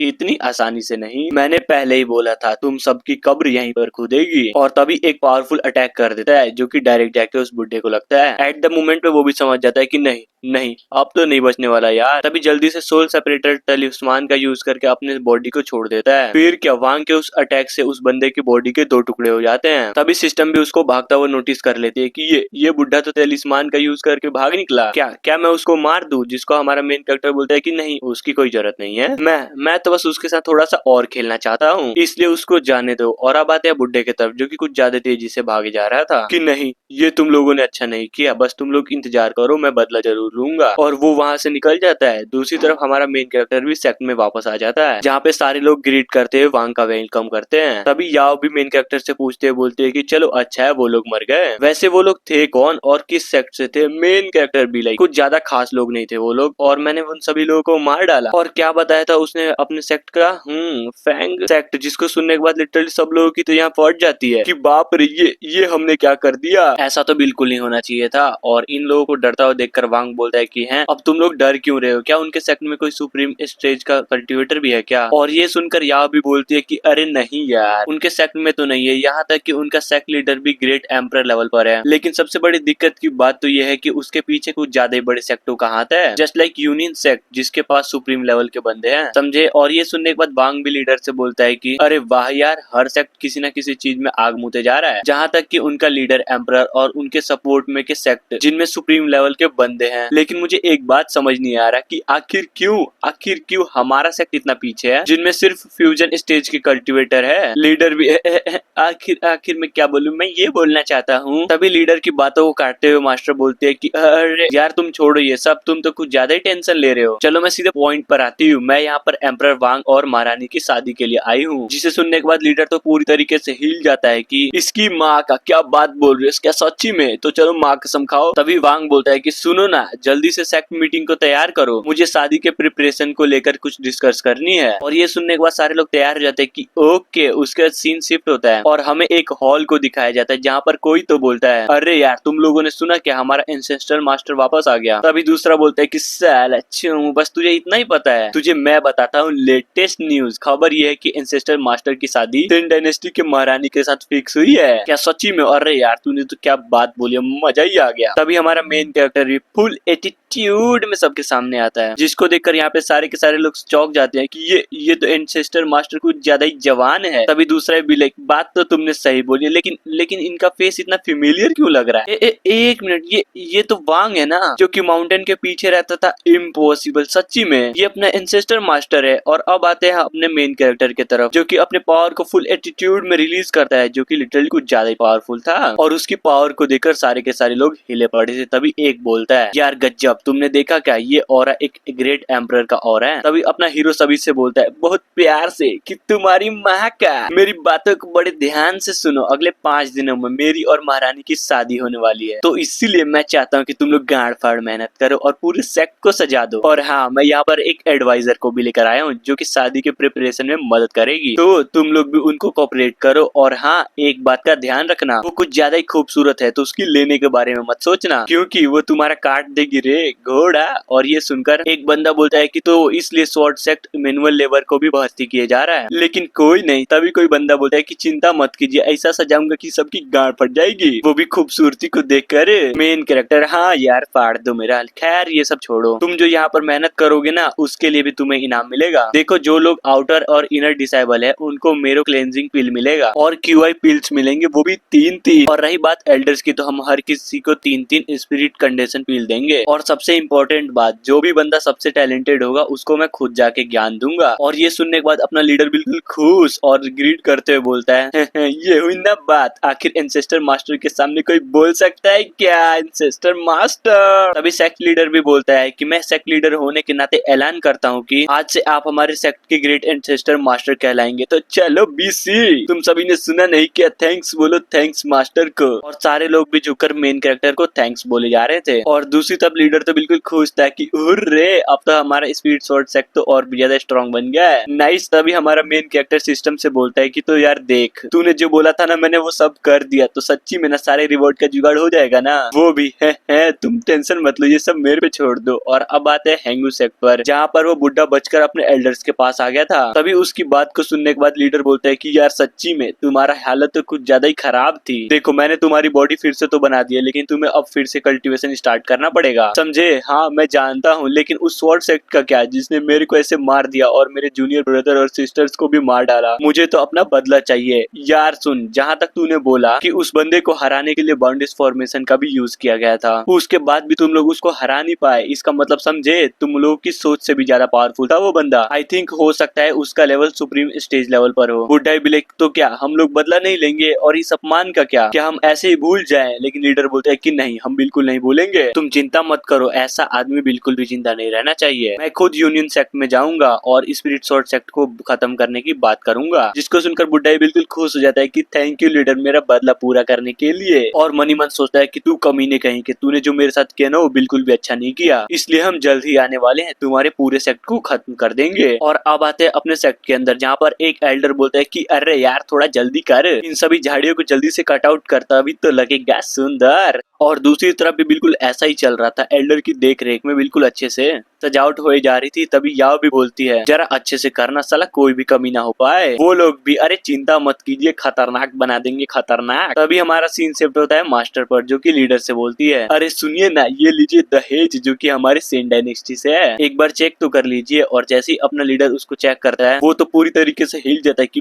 बाप रे ये तो कुछ ज्यादा ही हार्ड है। हेवनली फायर फर्नेस, फ्यूनिक्स निर्माण, टिप सिप ब्लड कोरल, ऐसी और भी चीजें जिनको हमारा सेक्ट कभी प्रिपेयर ही नहीं कर पाएगा। अब साला करूँ तो करूँ क्या? और ऐसा हमारा लीडर का फेस देखकर वो बोलती है अरे आप टेंशन क्यों ले रहे हैं, ये तो बस एक आम सा दहेज है जो कि बस फॉर्मेलिटी के लिए है, इसलिए आपको चिंता करने की जरूरत नहीं है। तभी अपना वांग भी पीछे से आते हुए बोलता है कि अरे क्या हुआ, अगर फॉर्मेलिटी है तो हमारी शादी है यार, हम ऐसे कैसे छोड़ देंगे। वैसे मास्टर जी आपको कोई चिंता करने की जरूरत नहीं है, गिफ्ट तो हमने भी तैयार कर रखी है। जिसको सुनकर वो भी ग्रीट करते हुए बोलती है एंसेस्टर मास्टर मुझे माफ कर दीजिएगा, मेरा इरादा आपके सेक्ट को नीचा दिखाने का नहीं था, मैं तो बस काम को आसान करने की कोशिश कर रही थी। वांग में भी अरे यार मुझे पता है कि यहाँ पे क्या हो रहा है, लेकिन वैसे मैंने भी महारानी के लिए एक छोटा सा नॉर्मल सा गिफ्ट तैयार किया है, तो मुझे तो नहीं लगता है कि मेरी फ्यूचर वाइफ को आगे चलकर और भी किसी चीज की जरूरत पड़ेगी, तो ये लो चेक कर लो। और जैसे वो लेकर खोलती है तो उसे देखने के बाद वो बिल्कुल ही चौंक जाती है कि मम्मी रे ये आखिरकार है क्या चीज। जितना कि मैं जानती हूँ इस दुनिया में ये तो कुछ ज्यादा ही रेयर है। एग्जाम्पल के तौर पर divine lightning sword, mistake divine ice feather और भी ऐसी कई चीजें।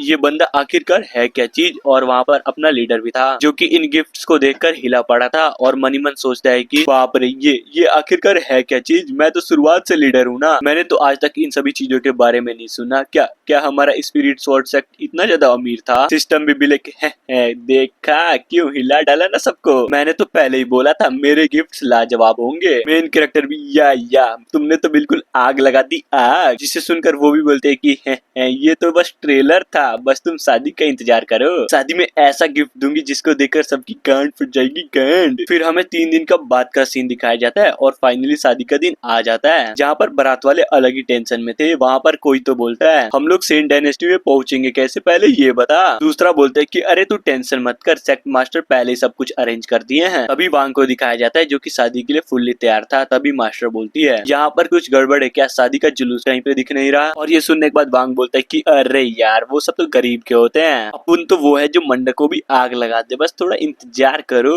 वो बस आता ही होगा। और फाइनली वो आ जाता है जो कि एक डिवाइन लेवल की गाड़ी होती है। तो सिस्टम बोलती है कि तो बोलो है कैसा लगा, है ना शानदार। तो वो भी हाँ बिल्कुल जबरदस्त, मुझे तो मजा ही आ गया देखकर। और दूसरी तरफ मास्टर की तो अलग ही लेवल की फटी पड़ी थी कि यार ये तो कुछ ज्यादा ही हार्ड है, मेरी तो फटी पड़ी है, मैं तो सोची भी नहीं थी कि मैं अपनी पूरी जिंदगी में ऐसी डिवाइन लेवल की चीजें देख पाऊंगी।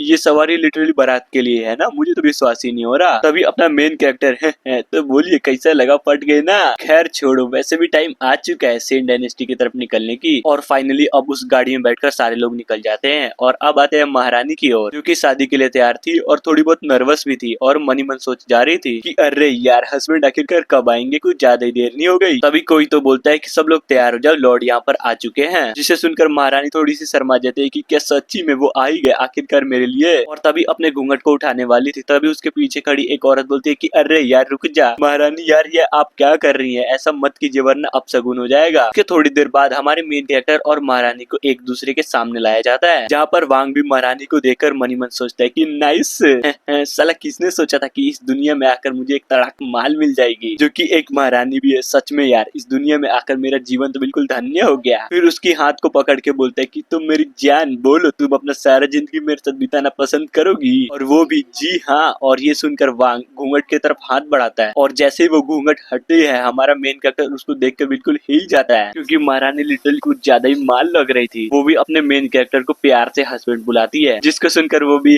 नाइस, इसको कहते हैं किस्मत। फिर अपना मेन कैरेक्टर महारानी की हाथ को पकड़कर बाहर की तरफ जाने लगता है। जिन्हें इस तरीके से जाते हुए देखकर सारे लोग महारानी और हमारे मेन कैरेक्टर को लॉन्ग लाइफ विशेष दिए जा रहे थे। और फाइनली वो लोग बाहर आ जाते हैं और उस गाड़ी को देखकर महारानी भी लिटरली चौंक जाती है कि क्या ये वो तो नहीं। तभी हमारा हीरो महारानी को गोद में उठाकर बोलता है, अरे तुम चौंक क्यों रही है? देखो तुम ऑलरेडी मेरी वाइफ बन चुकी हो, तो जाहिर सी बात है कि मेरा हर चीज तुम्हारा है। बट अब मजा तो अब आएगा, क्योंकि इसके अंदर एक ऐसा कमरा है जिसके अंदर सिर्फ हम दो होंगे। उसके बाद समझ रहे हो ना, समझ जाओ। जिसको सुनकर वो भी शर्मा जाते हैं कि है इसका मतलब आप मेरे को वहाँ पर परेशान करेंगे? वो भी बिल्कुल, बस थोड़ा सा। लेकिन तभी अचानक से वहाँ पर बिजली कड़कती है, जिसको हमारा मेन कैरेक्टर भी वहाँ पर नोटिस कर लेता है और ये झटका सभी को महसूस होता है। तभी याओ भी बोलते हैं कि हैं वो है क्या? मास्टर भी बोलते हैं कि अरे नहीं, ये अच्छा नहीं हुआ, कहीं ये वो तो नहीं। तभी महारानी बोलती है कि हस्बैंड मुझे लगता है कि ये तो जानवू डायनेस्टी से आए हैं। मेन कैरेक्टर हैं आ तो गए, लेकिन मुझे तो नहीं लगता कि ये जिंदा वापस जाएंगे, बस मेरी जान डरना मत। और अब जाके फाइनली हमें उनका फेस दिखाया जाता है, जिनमें से एक अपना मिनिस्टर होता है, अरे वही पुराना वाला जिसको हमारे मेन कैरेक्टर ने बहुत गंदी तरीके से हराया था। और तभी एक लड़की को दिखाया जाता है जो कि हम पहली बार देख रहे थे। मिनिस्टर सोचता है कि धत तेरी की, मैंने राजा को समझाया था लड़की का पीछे छोड़ दे, और मैंने ये भी बताया था कि महारानी के पीछे एक पावरफुल बंदे का हाथ है, लेकिन वो साला तुम माना ही नहीं और मुझे फिर से यहाँ पर भेज दिया। और अब आते हैं दूसरी तरफ जहाँ पर 3 बंदे होते हैं, वही 3 बंदे जिनकी हमारे मेन कैरेक्टर ने कह कर ले ली थी। वो लोग डायनेस्टी की फॉर्मेशन को तोड़ने की कोशिश कर रहे थे, लेकिन नहीं टूटता। अरे नहीं समझे, भूल गए क्या कि किस तरीके से वांग ने इस फॉर्मेशन को अपग्रेड कर दिया था? लाल बाल वाला बोलता है कि अब ये साला क्या बकवास है, ये फॉर्मेशन टूट क्यों नहीं रहा? और ऊपर से ये फॉर्मेशन पहले से भी ज्यादा ताकतवर हो चुका है। और फिर सीन शिफ्ट होता है अपने वांग पर और उन दोनों मिनिस्टर और लड़कियों पर, जो कि एक दूसरे को घूरे जा रहे थे। मिनिस्टर बोलते हैं कि तो कैसे हो, मिलकर खुशी हुई।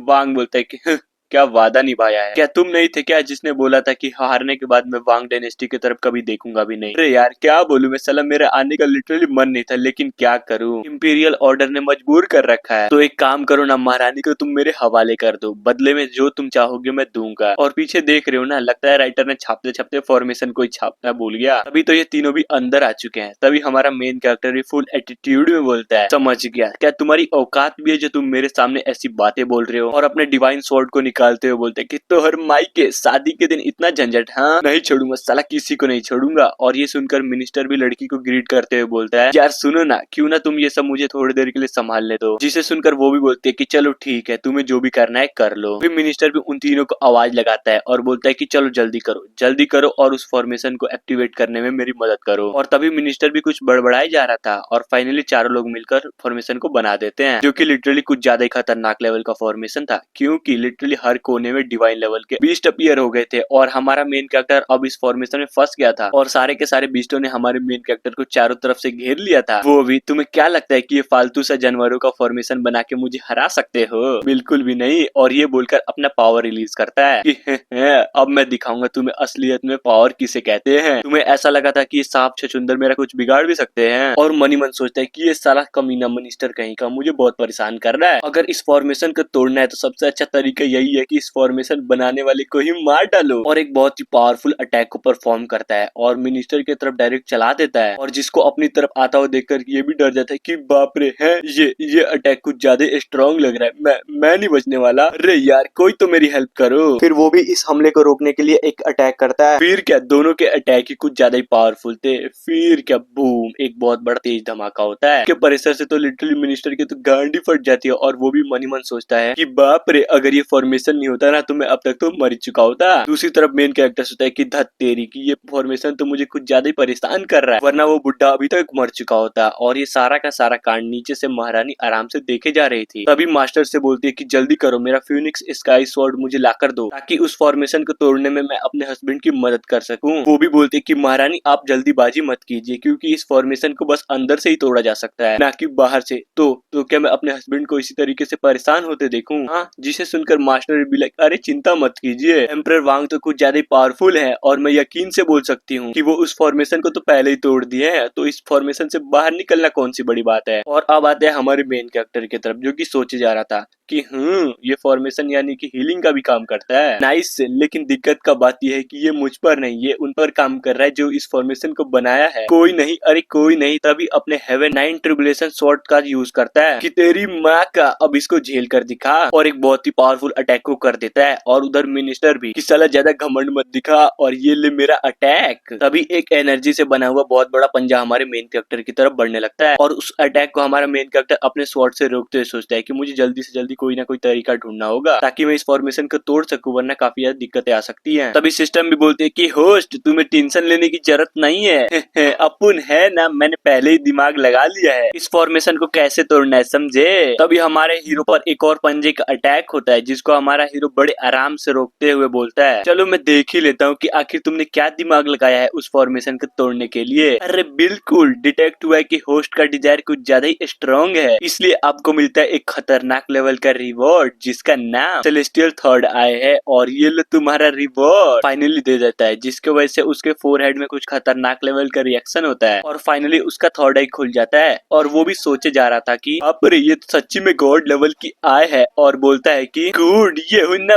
बात, तो चलो अब इस फॉर्मेशन के वीक पॉइंट को देखता हूँ, और पूरे के पूरे फॉर्मेशन को स्कैन कर लेता है। फिर क्या, वो फॉर्मेशन का वीक पॉइंट मिल जाता है। तभी अपना मेन कैरेक्टर एक अटैक करता है और लिटरली उस फॉर्मेशन को बीच से कट कर देता है, जिसके टूटे के साथ ही सारे के सारे लोगों को जबरदस्त झटका लगता है और वो लोग खून की उल्टी कर देते हैं। लेकिन इतने में ही नहीं ना रुकने वाला था, जिसने इस फॉर्मेशन को बनाया था लिटरली उनका कल्टीवेशन कुछ ज्यादा ही डाउन हो गया था। अभी उनमें से एक बोलता है कि इम्पॉसिबल, कमीने कहीं के तुमने हमारे कल्टीवेशन के साथ आखिर किया क्या। मेन कैरेक्टर भी लाइक तेरी माँ का, बेटा पीछे देख पीछे, और उसके ऊपर एक अटैक करता है और लिटरली उस अटैक से उसके 2 टुकड़े हो जाते हैं। तभी अपना मेन कैरेक्टर फुल एटीट्यूड में सबको एक एक करके मारे जा रहा था। और अब आते हैं लेफ्ट मिनिस्टर की तरफ, जिसकी हालत बहुत ज्यादा खराब थी। वो मनी मन सोचे जा रहा था बाप रे ये तो सच्ची में कुछ ज्यादा ही पावरफुल निकला, क्या क्या सच्ची में किसी की पावर इतनी भी ज्यादा हो सकती है। तभी अपना हीरो भी एक अटैक को तैयार करते हुए बोलते कि साले तो बोल मरने के लिए तैयार हो ना, और फाइनली अटैक को कर देता है। लेकिन जैसे वो अटैक लगने वाला था तभी कोई बीच में आके लेफ्ट मिनिस्टर को बचा लेता है, जिसको देखकर हमारा मेन कैरेक्टर भी बिल्कुल चौंक जाता है। और मिनिस्टर को बचाने वाला और कोई नहीं, वही लड़की थी, और ये राइट मिनिस्टर है। और ये बोलती है कि तुम्हारी इतनी हिम्मत जो तुम एक मिनिस्टर को मारने की कोशिश की, वो भी अरे छुछुंदरी, अब तुम कौन हो। मुझे तो लगा था कि तुम बस फाइट को देखने के लिए आई हो, लेकिन मानना पड़ेगा पावर तो है तुम में। नाइस।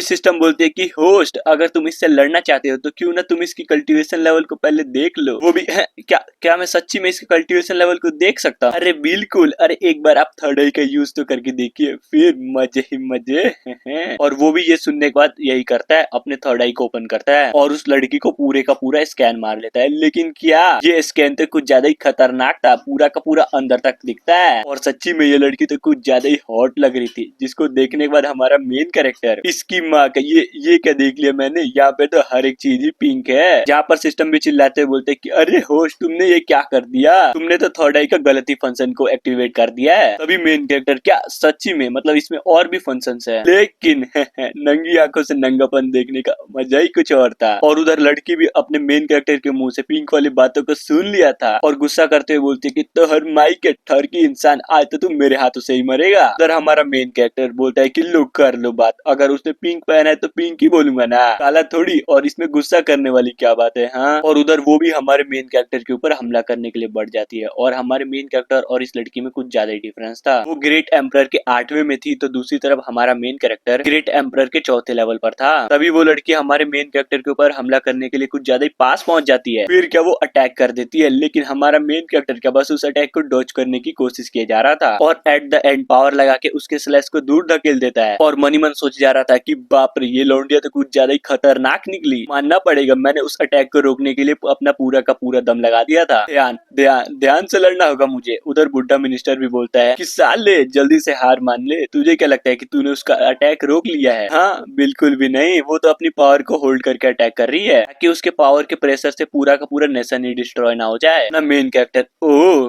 अच्छा तो ये बात थी। चलो इतना ज्ञान पेलने के लिए सबसे पहले तुम्हें ही क्यों ना मार दूं। और बोलता है कि ये लो बेटा अटैक और इसको अपनी कांड में डाल लो। और जैसे ये अटैक मिनिस्टर को लगता है तो उसकी तो पूरी तरीके से बैंड ही बच जाती है। और दूसरी तरफ हमारे मेन कैरेक्टर का ध्यान कहीं और देखकर वो भी हमारे मेन कैरेक्टर के ऊपर अटैक करने के लिए बढ़ी जा रही थी। फिर क्या उसको आता है वो भी नोटिस कर लेता है और बिल्कुल आराम से डॉच भी कर लेता है। लेकिन क्या वो भी हार थोड़ी ना मानने वाली थी, फिर से एक और अटैक कर देती है हमारे हीरो पर कि तोहर माई के अब इससे बचकर दिखा। लेकिन तभी हमारा मेन कैरेक्टर कुछ तो नोटिस करता है और उसको देखकर मन ही मन सोचे जा रहा था कि यार इसका फिगर तो काफी ज्यादा कमाल है। मेंटेन, हाँ मेंटेन काफी ज्यादा अच्छे तरीके से मेंटेन किया अपने फिगर को। क्या क्या मैं इससे मांग लूं, हो सके कहीं प्यार से दे दे। After all I am smart don't baby. तभी सिस्टम भी चिल्लाते हुए बोलती है कि अरे यार थोड़ा ध्यान से देखो, का अटैक तुम्हें लगने वाला है। जिसका बात सुनकर वो भी नो टेंशन, आखिरकार मैं एक माल से कैसे हार सकता हूँ भला। और तभी उस हमले को रोक देता है कि नाइस, चला अपने से पावरफुल बंदे से लड़ने का मजा ही कुछ और है। ये देखकर सिस्टम भी बिल्कुल खुश कि सच्ची में यार इस फाइट को देखकर मजा ही आ गया। लेकिन होस्ट मेरे पास एक ऐसी तकनीक है जिससे आपकी पावर एकदम से सुप्रीम लेवल तक बढ़ जाएगी, तो बोल लो दूं क्या। और वही बोलता है कि लो कर लो बात, आखिर ये भी कोई पूछने वाली बात है। हाँ लाओ जल्दी तो जल्दी, तब न होगा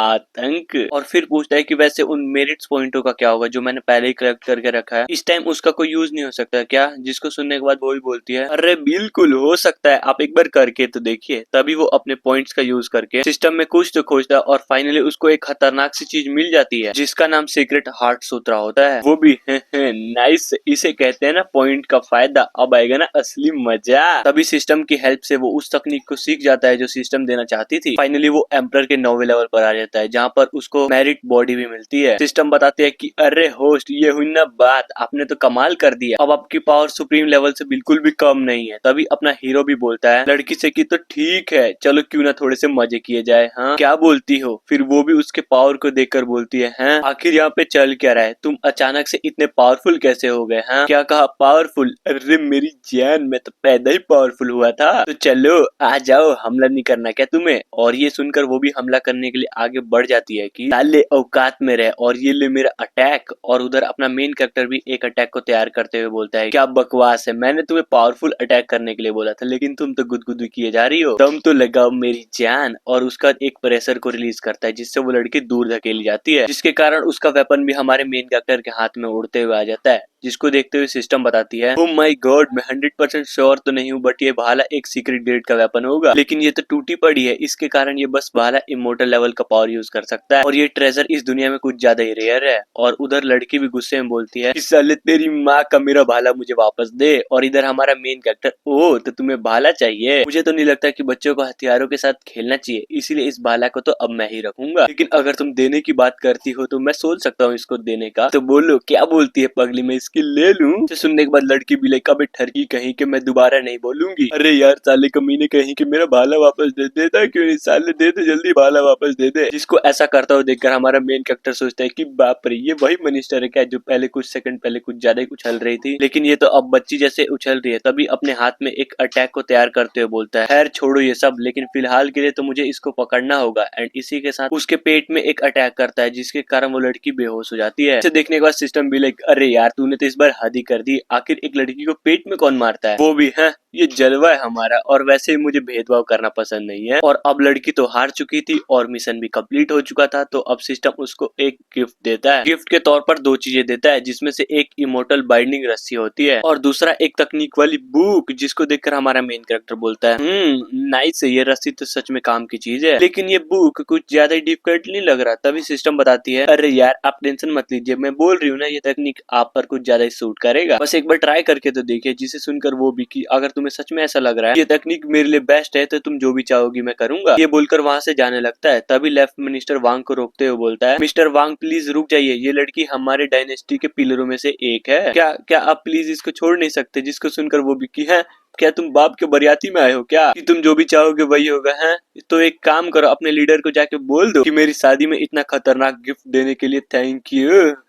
और तभी गुस्से में बोलता है कि एक बात हमेशा के लिए याद रखना, अगर अगली बार ऐसी कोई बकचोदी हुई ना तब मैं खुद आके तुम्हारे मुंग डायनेस्टी को कम्प्लीटली डिस्ट्रॉय कर दूंगा, समझे। खैर छोड़ो ये सब, तुम एक काम करो जो सब कुछ मैंने बोला वो भूल जाओ, बस तुम अपने लीडर को जाके बोलो कि मैं कुछ दिनों में वहां पर आने वाला हूँ, बस वो अपनी मौत का इंतजार करे। जिसे सुनने के बाद वो भी कि ठीक है मैं समझ गया। गया, अब गलती जो हो गई सो हो गई, लीडर को इन्फॉर्म करना ना मैं अपने लोगों को कर दूंगा। और ये बोलने के बाद हमारा मेन कैरेक्टर वापस आ जाता है, जहाँ पर महारानी भी अपने हस्बैंड का चिंता करते हुए बोलती है कि हस्बैंड आप ठीक तो है ना, आपको कहीं चोट तो नहीं लगी ना। और ये सुनकर मास्टर भी बोलते हैं कि अरे महारानी यार आप ये क्या बोल रही हैं, आपको सच में लगता है कि लॉर्ड को कोई चोट भी पहुंचा सकता है? फिर क्या उधर अपना मेन कैरेक्टर मिनिस्टर को पटक देता है और बोलता है कि ये लो राइट मिनिस्टर जो कि मून डायनेस्टी का साला कुछ ज्यादा ही नखरे किए जा रही थी, इसलिए इसको बंदी बना लिया। जिसको देखने के बाद याओ सोचे कि बाप रे ये लड़की तो कुछ ज्यादा ही पावरफुल लग रही है। मिनिस्टर भी लाइक साले ठरकी कहीं का, तेरी माँ का आखिर तूने मुझे पकड़ के क्यों रखा है, कहीं तू मेरे साथ कुछ गलत तो नहीं करना चाहता ना। तभी हमारा मेन कैरेक्टर उसके मुंह को बंद करते हुए बोलता है अरे यार चुप हो जाए साला, मैं यहाँ पे शादी नहीं कर पा रहा हूँ, इतनी किस्मत खराब है, तब क्या मैं तुम्हारे साथ घंटा कुछ कर पाऊंगा। बात करती है ना, बोलने के बाद महारानी से बोलता है कि सुनो ना, तुम इसको कहीं पे बंद क्यों नहीं कर देती हो, साला बाद में पूछताछ करूंगा, साला आखिरकार यहाँ पे चल क्या रहा है। तभी वहाँ पर एक लड़की झुककर बोलते है कि ठीक है इसका ध्यान में रख लूंगी। फिर अपना मेन कैरेक्टर महारानी के कंधे पर प्यार से हाथ रखते हुए बोलते है कि मेरी जान टाइम तो कुछ ज्यादा ही हो गया है। तभी उसको गोद में उठाकर तो ठीक है चलो शादी के सेरेमनी को आगे बढ़ाते हैं, जिसको सुनकर वो भी बिल्कुल और ब्लश करते हुए बोलती है कि मेरे हस्बैंड जो भी बोलेंगे मैं वही करूंगी। और फिर सीन शिफ्ट होता है एक बहुत बड़े सेलिब्रेशन में, और जहाँ पर अपना मेन कैरेक्टर महारानी को बाहों में उठाकर चले जा रहा था, वहाँ पर बहुत सारे लोग आई मीन बाराती हमारे मेन कैरेक्टर के पीछे आ रहे थे। कोई तो बोलता है कि अरे वाह सेक्ट मास्टर कांग्रेचुलेशन, सच में मुझे लगा नहीं था कि तुम्हारे पास एक एम्परर लेवल का एक्सपर्ट भी होगा, नाइस। वो भी अरे यार ये भी उतनी भी बड़ी बात नहीं है, ये तो बस नसीब का खेल है। क्या क्या आपके पवेलियन में कोई एम्परर लेवल का एक्सपर्ट नहीं है क्या? और उन सब की बातों को सुनकर अपने सेक्ट का बुढ़ा एल्डर भी बोलता है वाओ क्या बात है, साला ये पवेलियन वाले किसी भी सेक्ट को घंटा भी वैल्यूज नहीं देते थे, लेकिन जरा देखो तो हमारे वांग के कारण ये लोग भी यहाँ पर पत्तल चाटने आ गए। सही बोला यार, मुझे तो अभी भी यकीन नहीं हो रहा यहाँ पर ऐसे ऐसे सेक्ट वाले आए हैं जिनकी कभी उम्मीद भी नहीं थी कि वो लोग हमें घास भी डालेंगे। और खुश होते हुए बोलते हैं कि है इसको कहते हैं इज्जत जो हमें अब मिलने लगी है, नाइस। तभी दूसरे बोलते हैं कि बिल्कुल ये बोली ना बात, अब हमारा स्पीड शॉट सेक्ट किसी से कम है के। और उधर ये सब सुनने के बाद सेक्ट लीडर भी चिल्लाते हुए बोलते हैं कि साले तेरी माँ का क्या बकचोदी कर रहा है, जल्दी जा और मेहमानों की आई मीन स्वागत कर समझा। जिसको सुनने के बाद वो लोग भी हाँ बोल देते हैं। और अब आते हैं अपने सेक्ट के किसी और हॉल में, जहाँ पर कुछ लोग मिलकर गॉसिप किए जा रहे थे। एक बोलता है कि माँ कसम ये शॉर्ट सेक्ट तो कुछ ज्यादा ही किस्मत वाला निकला, लिटरली उन्होंने एक महारानी को भी पटा लिया और अब शादी भी कर रहे हैं। फिर दूसरा कि ऐसा तो नहीं ना कि महारानी से इन लोगों ने शादी के लिए कोई चाल चली हो। और ये सुनकर वहाँ बैठा एक लड़का क्या पता हो भी सकता है, आखिर क्या जाने, हो सकता है कि सुप्रीम सेक्ट का एल्डर एक प्ले बॉय हो, वरना सेन डायनेस्टी की महारानी आखिरकार इस नल्ले में ऐसा क्या देख लिया जो इससे शादी करने के लिए इतना ज्यादा बेचैन है। और ये सारी की सारी बात एक बंदा बस खड़े होकर पीछे से सुने जा रहा था। तभी वो भी मन ही मन सोचता है कि ये साले कमीने लोग खुद की तो औकात नहीं और दूसरों की बेइज्जती किए जा रहे हैं। और जैसे ही उन लोगों की तरफ आगे बढ़ता है तभी हमारा एक एल्डर उसको रोक देता है कि रुक जाओ, तुम्हें पता भी है ये लौंडा एक एम्परर लेवल का एक्सपर्ट है, और यहाँ तक ये गोल्डन प्लेस का आदमी भी, हम यूं ही इससे नहीं उलझ सकते वरना हमारे लिए कुछ ज्यादा बड़ी दिक्कत हो सकती है। तभी उस हॉल में हमारा मेन कैरेक्टर और महारानी आ जाते हैं, जिसको देखकर यहाँ के सारे लोग बिल्कुल शौक में कि क्या ये महारानी तो कुछ ज्यादा ही खूबसूरत लग रही है। फिर दूसरा ही बोलता है कि क्या बात है, इस सेक्ट का तो साला कुछ ज्यादा नसीब ही चमक गया। और ये सुनकर याओ भी मन ही मन सोचते हैं कि ये साले कमीने मेहमान, ये नहीं कि खाओ पिए और जाओ यहाँ से, लेकिन इन्हें तो सालों को जज करना है, साले कमीने लोग। तभी हमें कुछ लोगों को दिखाया जाता है जो कि महारानी के ब्यूटी को देखकर पूरी तरीके से हिले पड़े थे। तो गोल्डन प्लेस का बंदा ही बोलता है कि नाइस, मैंने कभी सोचा नहीं था कि सेन डायनेस्टी की महारानी इतनी खूबसूरत होगी।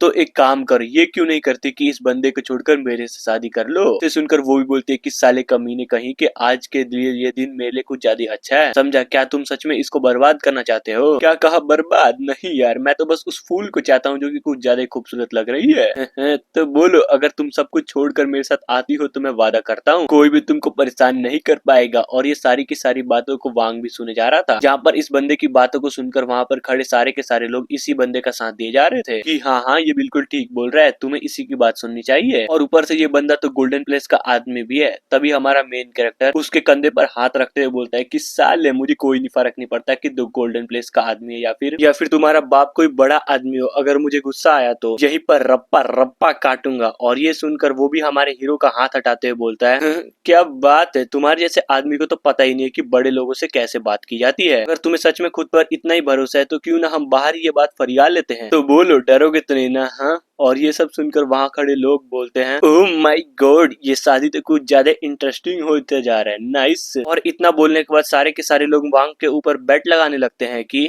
मुझे पता है कि जीतेगा तो यही लौंडा, हमारा मेन कैरेक्टर। तुम्हारी इतनी हिम्मत जो मुझको चैलेंज करने आ गए, लगता है तुम्हें मरने की कोई टेंशन ही नहीं है, क्यों? और अब आते हैं बाहर की तरफ, जहाँ दोनों के दोनों फाइट के लिए बिल्कुल तैयार थे। तभी वो लौंडा अपने आर्टिफैक्ट को निकालते हुए बोलते हैं चलो आज मैं दिखाई देता हूँ कि असली पावर होता क्या है। जिसे देखकर हमारा मेन कैरेक्टर, अरे यार मुझे तो लगा था कि यहाँ पर फाइट होगी, और ये साला तो ऑर्केस्ट्रा वाला निकला, साला नचनिया, साले तेरी माँ का 3 बजवाकर सांप से कटवाएगा क्या? हाँ, जिसे सुनकर वो भी गुस्सा हो जाता है कि तोहर माई के ये बीन नहीं है, मेरा आर्टिफैक्ट है, समझा? तभी अपना मेन कैरेक्टर भी हल्की सी स्माइल करते बोलते कि आर्टिफैक्ट तो चलो कोई नहीं, वैसे भी तुम्हारे मरने के बाद वो बीन मेरी ही होगी। दूसरी तरफ वो भी अपने आर्टिफैक्ट का यूज करता है, जिससे कुछ ज्यादा ही पावरफुल धुन निकलती है, और लिटरली में ये धुन कुछ ज्यादा ही पावरफुल थी। लेकिन क्या हमारे वांग को तो इससे कुछ घंटा भी फर्क नहीं पड़ रहा था, पर दूसरी तरफ यही धुन दूसरों को तो कुछ ज्यादा दिक्कत दिए जा रही थी, जिससे होता यह है कि उन लोगों के नाक और मुंह से खून निकलने लगता है। और अब आते हैं दूसरी तरफ उस बंदे के पास जो कि वांग को सही सलामत देकर पूरे का पूरे तरीके से हिल जाता है। नामुमकिन, ये कैसे हो सकता है? यहाँ तक कि सुप्रीम बीइंग भी मेरे इस आर्टिफैक्ट को काउंटर नहीं कर सकते, पर ये कैसे? तभी हमारा मेन कैरेक्टर भी एक अटैक को क्रिएट करते हुए बोलता है कि नाइस, ऑर्केस्ट्रा अच्छा था लेकिन धुन पसंद नहीं आया। और इतना बोलते के साथ ही उस पर एक अटैक कर देता है, और ये अटैक इतना ज्यादा पावरफुल था जिसके प्रेशर से लिटरली जमीन के 2 टुकड़े हो जाते हैं। और ये सारा का सारा कांड देखकर लोग बिल्कुल बाप रे, ये तो बिल्कुल खत्म हो गया, और वो भी सिर्फ एक ही अटैक में। और अब आते हैं अपने मेन कैरेक्टर की तरफ, जो कि धूल से निकलते हुए बोलता है कि तो बोलो, और भी किसी को मेरी शादी में इंटरफेयर करना है क्या? अगर हाँ तो ये देख इसको, और वादा करता हूँ इससे भी ज्यादा बुरा हाल करूंगा। और बिल्कुल गुस्से में बोलता है कि चलो जल्दी करो, अब जो भी है सामने आओ। और ये सुनकर सारे के सारे लोगों के बिल्कुल फट जाती है, और ये सुनकर कोई भी सामने नहीं आता। और इसको देखकर हमारा सेक्ट मास्टर बीच में आते हुए बोलता है कि अरे यार तुम लोग टेंशन क्यों लेते हो, ये तो बस एक छोटी सी बात थी, और वैसे भी यार यहाँ पर तो मारना काटना चलता ही रहता है, तो जल्दी से एक काम कर हमारे पार्टी में ज्वाइन हो जा, समझे? और मन ही मन सोचता है कि हद है यार, क्या जरूरत है इस चूतिए को हमारे वांग के साथ लड़ने की, साला खाली फोकट गोल्डन पैलेस को हमारा दुश्मन बना के चला गया। और अब आते हैं हम शादी की तरफ, जहाँ पर हमारा मेन कैरेक्टर और महारानी खड़े थे। तभी वांग भी महारानी को खड़े होते देखते हुए बोलते कि यार कसम से मुझे तो विश्वास ही नहीं हो रहा कि इस दुनिया में आने के बाद मेरी शादी इतनी ज्यादा खूबसूरत लड़की से हो रही है, जो कि एक महारानी भी है। और मैं कसम खाता हूँ जब तक मैं जिंदा रहूंगा ना तब तक इसकी हिफाजत करूंगा। तभी याओ भी बोलते हैं कि ओह माय गॉड, चलो जल्दी से शादी को पूरा करते हैं, पहला प्रणाम स्वर्ग और पृथ्वी को, और दूसरा प्रणाम। तभी ये बोलते हुए कुछ मनी में सोचती है अरे यार ये अच्छा नहीं हुआ, यहाँ पर तो एंसेस्टर के पेरेंट्स ही नहीं है, और ना ही महारानी की एंसेस्टर है। तभी अचानक से उछलते हुए बोलती है अरे भाड़ में गया दूसरा तीसरा प्रणाम, दोनों एक दूसरे को प्रणाम करो, और हो गई शादी, हो रे।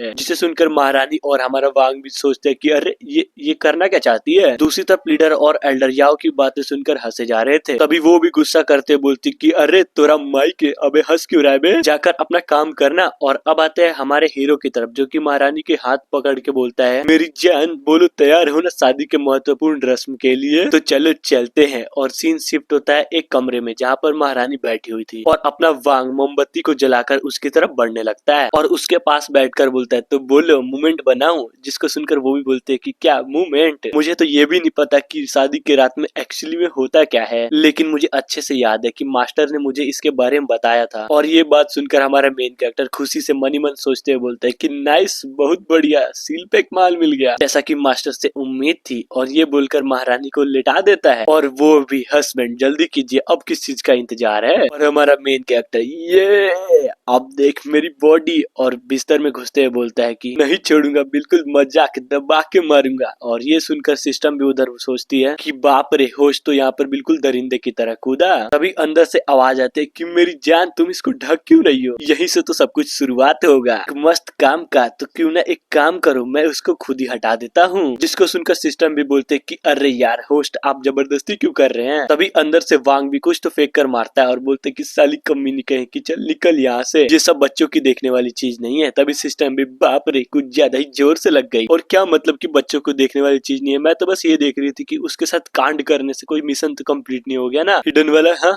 तभी हमारा सीन शिफ्ट होता है कमरे की बाहर की तरफ, जहाँ पर एक एल्डर छिप आके कहीं तो जा रहा था। तभी उसको कोई तो दिखता है कि और वो देखकर बिल्कुल चौंक जाता है, क्योंकि वहाँ पर कोई और नहीं, वहाँ पर सेक्ट मास्टर था। और सेक्ट मास्टर भी लेकर अरे चुप चुप चुप, बिल्कुल चुप हो जाए यार, हल्ला क्यों कर रहा है। जिसको सुनकर वो भी एल्डर बोलता है ठीक है ठीक है, वैसे आप पहले मुझे ये बताइए कि आप यहाँ पर कर क्या रहे हैं। क्या कर रहा हूँ मैं, तो बस यहाँ पर ये देख रहा हूँ कि यहाँ पर कोई अपॉर्चुनिटी तो नहीं है ना, क्योंकि तुम खुद ही सोचो हमारे एम्परर का फर्स्ट नाइट है, हो सकता है कि कोई अपॉर्चुनिटी निकल जाए और करिश्मा हो जाए जिससे हमारा लेवल भी बढ़ जाए। जिसको सुनकर वो एल्डर भी बोलता है कि ओ माय गॉड, तो ये बात थी, अब तो मैं भी यहीं पर रुकूंगा। तभी पीछे से याओ की आवाज आती है कि सालू तुम्हारी माँ का, अपने मजे को कल्टीवेशन का नाम मत दे, और कमीने एल्डर तेरी भी माँ का, तू इसका साथ दे रहा है। जिसकी आवाजों को सुनकर लीडर और एल्डर की बिल्कुल फट जाते हैं कि नहीं नहीं बिल्कुल नहीं बिल्कुल नहीं, हम यहाँ पर कल्टीवेशन के लिए ही आए हैं बस। तभी एल्डर भी बोलते हैं कि नहीं नहीं, आप सिस्टर बिल्कुल गलत समझ रही है, ये सारा का सारा गलती इस भोसड़ी वाले लीडर की है, इसी ने मुझको यहाँ पर बुलाया है। लेकिन क्या याओ तो उन दोनों को मारकर उड़ा देते हैं और बोलते हैं कि तुम दोनों बिल्कुल भी मासूम बनने की कोशिश मत करो। तभी लीडर भी एल्डर से बोलते हैं कि साले ये तूने बिल्कुल भी सही नहीं किया, बस मेरे को नीचे उतरने दे, फिर तो मैं तेरी फील्डिंग सेट करूंगा। और अब आते हैं याओ की तरफ, जो कि घर को देखते हुए सोचते हैं कि क्या होता अगर मैं इसके अंदर होती। और फिर सीन शिफ्ट होता है और अब आते हैं हमारे महारानी और हमारे मेन कैरेक्टर की तरफ, जो कि खुलेआम सीन सपाटा हो रहा था। और महारानी भी फुल ऑर्गेज़म में बोलती है कि लगता है मेरा होने वाला है। तभी अचानक से एक बहुत बड़ी फ्यूनिक्स उनके कमरे से आसमान की तरफ निकलने लगती है, जिसको देखकर याओ पूरी की पूरी तरीके से हिल जाती है कि बाप रे,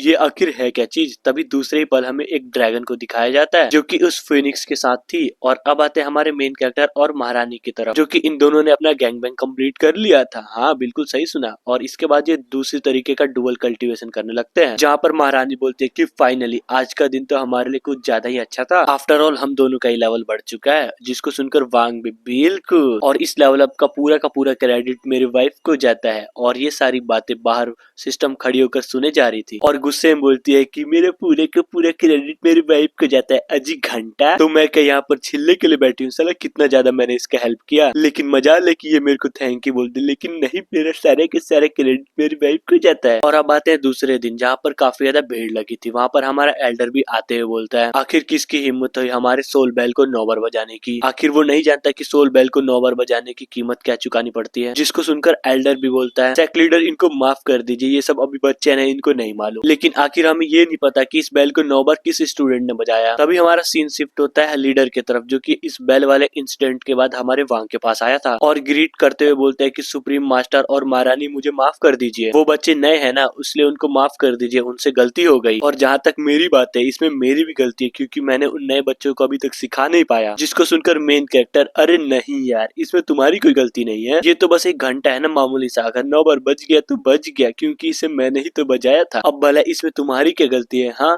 जिसको सुनकर वो भी हंसते हुए बोलता है ओ तो ये आप थे, मैंने तो सोचा कि कोई साला नया डिसेबल है जिसने ये बेल बजाई। वांग बोलता है मैंने वो बेल इसलिए बजाई क्योंकि मुझे तुम लोगों को थैंक्स बोलना था। अरे बिल्कुल नहीं समझे क्या, क्योंकि तुम लोगों ने मेरी शादी जो करा दी, और हाँ जैसा कि मैंने तुम सभी को प्रॉमिस किया था, तुम सभी को रिवॉर्ड भी मिलेंगे। और तभी इतना बोलने के बाद उसके सामने बहुत सारी चीजों को रख देता है, जिसको देखकर वो भी बिल्कुल शॉक हो जाता है। अरे बाप रे, ये रिवॉर्ड कुछ ज्यादा ही तो नहीं है ना। और उन चीजों को देखकर उसके बिल्कुल लार टपकने लग जाता है और बोलता है कि है, इसको बोलते हैं रिवॉर्ड। अब देखना इन सारे के सारे ट्रेजर का यूज करके मैं अपना लेवल अप कर लूंगा, और वो भी बड़े आराम से। तभी हमारा मेन कैरेक्टर लीडर से बोलता है देखो ये सब तो पहला मैटर था, और रही बात दूसरे मैटर की, तो मैं ये चाहता हूँ कि मैं कुछ होनहार स्टूडेंट्स को अपनी गाइडेंस दे सकूं, ताकि हमारे सेक्ट के लिए कुछ ज्यादा ही अच्छा हो सके, समझे। जिसको सुनकर लीडर भी जी हाँ बिल्कुल, आप टेंशन मत लीजिए, मैं उनको पर्सनली ढूंढूंगा। जिसको सुनकर महारानी भी ब्लश करते हुए बोलते है कि हस्बैंड जरा सुनो ना, मेरा कल्टीवेशन में फिलहाल के लिए कुछ ज्यादा ही गड़बड़ाया हुआ है, तो क्या आप मेरी हेल्प कर सकते हो। और ये सुनकर वांग भी महारानी के हाथों को पकड़ के बोलता है कि अरे यार क्यों नहीं, आखिरकार तुम मेरी वाइफ जो हो, और चिंता मत करो, आज की रात में कुछ ज्यादा ही मेहनत करूंगा, जिससे कल्टीवेशन तो छोड़ो तुम्हारा तो पूरा लेवल अप ही हो जाएगा। और ये सुनकर महारानी तो बिल्कुल शर्मा जाती है और बोलती है अरे यार आप ये सब क्या बोल रहे हैं, जरा आसपास तो देख लीजिए, क्या समझेंगे लोग। और वहीं पर याओ भी खड़ी थी और वो सारी की सारी बातों को सुन लेती है और मनी मन सोच जा रही थी कि क्या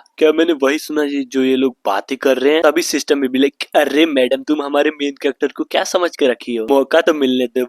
वो तो खुलेआम तुम्हारी भी अनबॉक्सिंग कर देगा, बस मौका तो मिलने दो। और अब आते हैं हमारे मेन कैरेक्टर की तरफ जो कि खुलेआम पिए जा रहा था और तभी वो कुछ तो नोटिस करता है और पानी मुंह से फेंकते हुए बोलते कि अरे तेरी माँ का अब ये क्या है बे लीडर, तूने कुछ गलत तो नहीं सुन लिया था ना? मैंने तो तुम्हें टैलेंटेड डिसेबल को ढूंढने के लिए बोला था लेकिन तुम तो यहाँ पर सारे के सारे एल्डर्स को लेकर आ गए। जिसको सुनकर लीडर बोलते हैं कि अरे मास्टर आप टेंशन मत लीजिए, हमारा सेक्ट हमेशा से टैलेंट को आगे रखा है, तो ये तो बिल्कुल जाहिर सी बात है कि बिना टैलेंट के कोई भी एल्डर नहीं बन सकता, समझे मेरा मतलब क्या है? इसीलिए तो मैं डिसेबल्स की जगह पर सारे के सारे एल्डर्स को ले आया। तो क्यों ना आप इन सभी के टैलेंट्स को चेक करके पता कर ले कि ये सारे के सारे कितने ज्यादा पानी में है। और ये सुनकर वो भी बिल्कुल यही करता है, अपने थर्ड आई का यूज करके सारे के सारे बंदों का टैलेंट चेक करने लगता है और सभी के सभी को स्कैन कर देता है, जिससे होता ये है कि वहाँ पे सारे के सारे एल्डर्स का कल्टीवेशन और टैलेंट बिल्कुल आसानी से पता चल जाता है। और इन सभी चीजों को देखने के बाद हमारा मेन कैरेक्टर ये सेक्ट लीडर इसने तो बिल्कुल सही बात बोला, यहाँ पर जितने एल्डर्स है सारे के सारे तो कुछ ज्यादा टैलेंटेड निकले। छोड़ो यार अब जो हो गया सो हो गया, डिसेबल तो नहीं आया। हाँ अब मैं तुम ही से काम चलाता हूँ। तभी वाइफ उसकी बोलती है कि बाबू आप टेंशन मत लीजिए, जब मैं अपने डायनेस्टी में वापस लौटूंगी तब मैं एक डिग्री को जारी करूंगी, समझे? जिसके बाद उस डिग्री की मदद से सारे के सारे टैलेंटेड बंदे आपके सेक्ट में ज्वाइन हो जाएंगे। जिसकी बातों को सुनकर हमारा मेन कैरेक्टर बिल्कुल पागलों की तरह हरकत करते बोलते कि हाँ हाँ यार बिल्कुल तुमने सही बोला और इस तरीके से हो सकता है कि मुझे कोई चूजन वन भी मिल जाए। और ये सुनकर सिस्टम बोलती है कि डिटेक्ट हुआ है कि होस्ट का डिजायर कुछ ज्यादा ही तगड़ा है, जिन्हें लिटरली में चूजन वन चाहिए, इसलिए डिजायर के नाम पर ये लीजिए गिफ्ट रिवॉर्ड में एक सेक्ट कल्टीवेशन तकनीक का पूरा गिफ्ट पैक। तो बोलिए कैसा लगा? जहाँ पर उन सारी की सारी तकनीकों वाले किताब को देखकर हमारा मेन कैरेक्टर पूरा का पूरा चौंका पड़ा था कि गुड गुड यार बिल्कुल गुड, मैंने जितना सोचा था ये किताबें उससे भी कुछ ज्यादा ही अच्छी हैं। और तो और यहाँ पर हर एक तकनीक का पूरा गिफ्ट पैक है। पर तुम बता सकती हो कि आखिरकार ये बकचोदी है क्या? क्योंकि जहाँ तक मैं जानता हूँ मुझे रिवॉर्ड के नाम पे तो सिर्फ एक ही गिफ्ट मिलता है, तो फिर मुझे यहाँ पे इतना सारा गिफ्ट कैसे मिल गया? वो भी साला गिफ्ट का पूरा पैक है। सिस्टम बताती है कि माफ करना यार लेकिन सिस्टम में थोड़ा बग था जिसको मैंने इस रिवॉर्ड के साथ ही फिक्स कर दिया, समझे? तभी अपना एमसी भी उन किताबों को निकालकर वहाँ खड़े के सारे बंदों को बोलता है कि यार देखो इन किताबों में ओरिजिन रिटर्निंग तकनीक है, समझे? करना ही है कि तुम लोगों को इस तकनीक को अच्छे से सीखना है, साला पूरा का पूरा जी जान लगा देना इस तकनीक को सीखने में, समझे? फिर देखना तुम्हें इमोर्टलिटी का रास्ता जितना खतरनाक लगता है ना उतना मुश्किल लगेगा नहीं। में से एक बोलता है कि थैंक यू यार सेट मास्टर आपका थैंक यू, आप चिंता मत करिए हम अपना पूरा का पूरा जी जान लगाकर ट्रेनिंग करेंगे। और उसके हाथों में जिस लेवल की कल्टीवेशन वाली किताब थी ना उसको देखकर अपना लीडर और एक एल लिटरली उस बंदे से मार कर देते हैं। लीडर बोलता है साले तेरी माँ का तकनीक कुछ ज्यादा ही एक्स्ट्रा ऑर्डिनरी और पावरफुल है, समझे? नहीं होगा तुझसे नहीं होगा, दे दे, मैंने कहा ना ये तकनीक मुझे दे दे। दूसरा भी लाइक अजी घंटा, यह तकनीक तो सिर्फ मुझे मिलेगी क्योंकि मेरा लाइफ स्पैन बहुत कम है। अगर मैंने एक बार इस तकनीक को सीख लिया तो शायद हो सकता है कि मेरी जिंदगी बढ़ जाए। हटा हटा साले कमीने लीडर कहीं के, अपने गंदे हाथ इस किताब से हटा। बंदा बोलता है अरे यार ये सब तुम दोनों क्या कर रहे हो? छोड़ दे अब मुझे छोड़ दे, ये किताब मेरी है, नहीं दूंगा, किसी को नहीं दूंगा, तुम दोनों को तो बिल्कुल भी नहीं दूंगा। जहाँ पर ये सारा का सारा कांड देखकर याओ का एक्सप्रेशन था कि बाप रे यहाँ पे साला इतनी सारी तकनीकें हैं लेकिन इन दोनों गधों को तो देखो लिटरली बच्चों की तरह लड़े जा रहे हैं। और अचानक से किताब की तरफ देख के चौंकते हुए बोलते हैं कि क्या ये मेरे लिए है? मेन कैरेक्टर बिल्कुल ये मैनुअल सिर्फ तुम्हारे लिए। और जहाँ तक बात है इस गॉडेस इमोर्टल मैनुअल तकनीक की तो मुझे नहीं लगता कि इससे अच्छी कल्टीवेशन वाली मेथड तुम्हारे लिए कोई और भी हो सकता है, समझे? सिस्टम बोलती है तुम्हारा टेस्ट तो सच्ची में यार कुछ ज्यादा ही गुड है। नाइस, बताओ यार आखिरकार बताओ आखिर तुम चाहते क्या हो? इस लड़की का कुछ ज्यादा ही ध्यान नहीं रखा जा रहा क्यों है? बोलो अरे कुछ तो बोलो। जहाँ तक हम बात करें अगर उस लड़की की तो वो भी अपने एमसी की बातों को सुनकर पूरा का पूरा हिली पड़ी थी कि क्या गॉडेस बॉडी ये तो कोई सुप्रीम लेवल की तकनीक लग रही है।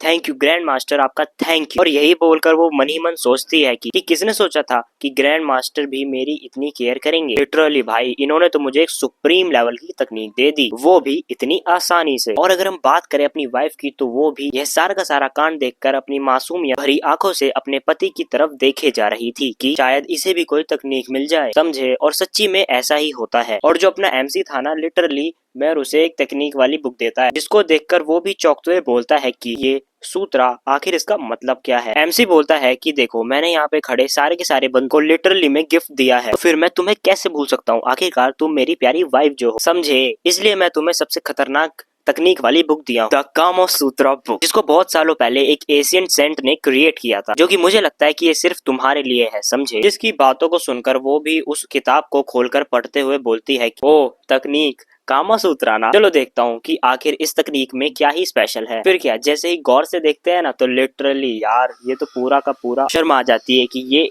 ये तो शर्माते हुए अपने एमसी से बोलती है कि हस्बैंड सुनो ना, कि ये जो कामसूत्रा वाली तकनीक है ना, ये मुझे कुछ ज्यादा ही खतरनाक लेवल की तकनीक लग रही है, तो बताओ तुम रात को तैयार हो ना, ताकि तुम मुझे कुछ सिखा सको। वो भी बिल्कुल। जब मेरी वाइफ इतने प्यार से बोल रही है तो मैं क्यों ना सिखाऊं, जरूर जरूर समझाऊंगा, तुम चिंता मत करो। ये हुई ना बात जैसा मुझे अपने हस्बैंड से उम्मीद थी। गुड। और हाँ, ये तकनीक, ये जो कल्टीवेशन वाली तकनीक है, मुझे कुछ ज्यादा ही अच्छी लगी, समझे। तभी सीन चेंज होता है कहीं दूर किसी और जगह पर, आई मीन गोल्डन पैलेस में, जहाँ पर अपनी जो लड़की वाली मिनिस्टर थी ना, वो एक आदमी पर गुस्सा करते हुए बोलती है कि साले भाड़ में जा तू, समझा। आदमी बोलता है कि यार प्लीज प्लीज यार परेशान क्यों कर रही हो, हाँ मैंने बोला ना कि सेट मास्टर का ऑर्डर है और वो किसी से घंटा भी नहीं मिलना चाहते, समझे। साले तेरी माँ का क्या कह रहा है तू, हाँ क्या बोल रहा है तू? नहीं पता, नहीं पता। एक तो तेरा बेटा मर गया और तू यहाँ पर खड़ा है, क्या तुझे कोई फर्क नहीं पड़ता? और हाँ, ये मिनिस्टर नहीं थी, कोई और थी, समझे। यार अब मैं क्या करूँ? मुझे पता है कि मेरा बेटा मर गया, लेकिन उसमें मैं अब क्या ही कर सकता हूँ। जब तक सेक्ट लीडर ना बोले तब तक हम कुछ थोड़ी ना कर सकते हैं। और ऊपर से अगर हमने उनको डिस्टर्ब कर दिया ना, तो हमारे लिए ही कुछ ज्यादा ही गड़बड़ हो जाएगी, क्योंकि उनका ब्रेक थ्रू होने वाला है और कोई भी नहीं चाहता कि उनको डिस्टर्ब किया जाए, क्योंकि अगर वो एक बार भी डिस्टर्ब हो गए तो उनको एक बार भी अगर बैकलिस्ट लग गया तो फिर तो हम लोग गए, साला पूरा का पूरा गोल्डन पैलेस ही खतरे में पड़ जाएगा, समझ गई ना।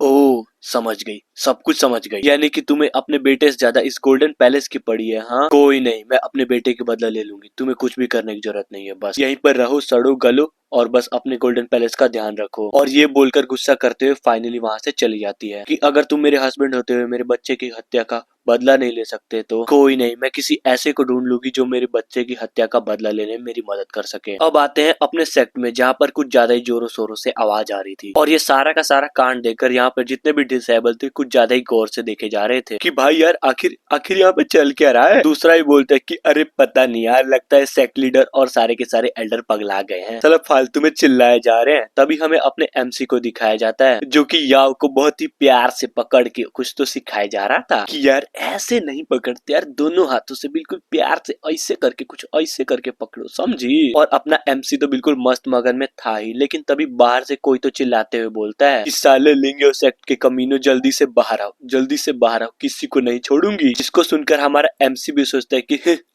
अब ये कौन है, किसकी आवाज है ये। ऐसा लगता है कि सेक्ट के बाहर फिर से कोई बकचोदी करने के लिए आ गया है। तभी वाइफ बोलती है कि हस्बैंड, इसकी चिल्लाने की आवाजों से तो ऐसा लगता है कि ये हमारा कोई नया दुश्मन है। अब क्या करेंगे? हाँ टेंशन मत लो, वही करेंगे जो अब तक करते हुए आए हैं, खत्म करेंगे, बिल्कुल ही खत्म कर देंगे। याओ भी लाइक कौन है वो कमीना, आखिर किसकी इतनी हिम्मत है जो हमारे लिंगर सेक्ट में इतनी ज्यादा ट्रबल खड़ा कर रहा है। नहीं छोड़ूंगी, बिल्कुल नहीं छोड़ूंगी। ग्रैंड मास्टर बोलिए, क्या मैं उस कमीने को जाकर मार डालूं? हाँ। जिसकी बातों को सुनकर हमारा एमसी भी फुल गुस्से में वहां से जाते हुए बोलता है कि कोई जरूरत नहीं है, मैं हूं ना, सब कुछ संभाल लूंगा, बस तुम यहीं पर रुक के महारानी का प्रोटेक्शन करो, मैं बस अभी आया। और ये बोलकर वहां से निकल जाता है। अब आते हैं सेक्ट के बाहर, जहाँ पर सेक्ट के फॉर्मेशन को दिखाया जाता है और लिटरली में यार जो ये दो लोग थे ना, ये लिटरली में हमारे सेक्ट के फॉर्मेशन को तोड़ने की कोशिश किए जा रहे थे। लड़की बोलता है कि सच्ची में यार मुझे बिल्कुल भी नहीं लगा था कि तू एक नंबर का नल्ला निकल जाएगा। मतलब सोचो, तुम बस एक छोटे मोटे सेक्ट के फॉर्मेशन को भी नहीं तोड़ सकते। क्यों? हाँ क्यों, बता सकते हो क्यों? धिक्कार है तुम पर। बुड्ढा ही बोलते है कि क्या छोटा मोटा फॉर्मेशन, ये तुम क्या बोल रही हो, पागल वागल हो गई हो क्या? देख जरा गौर से देख, ये कोई नॉर्मल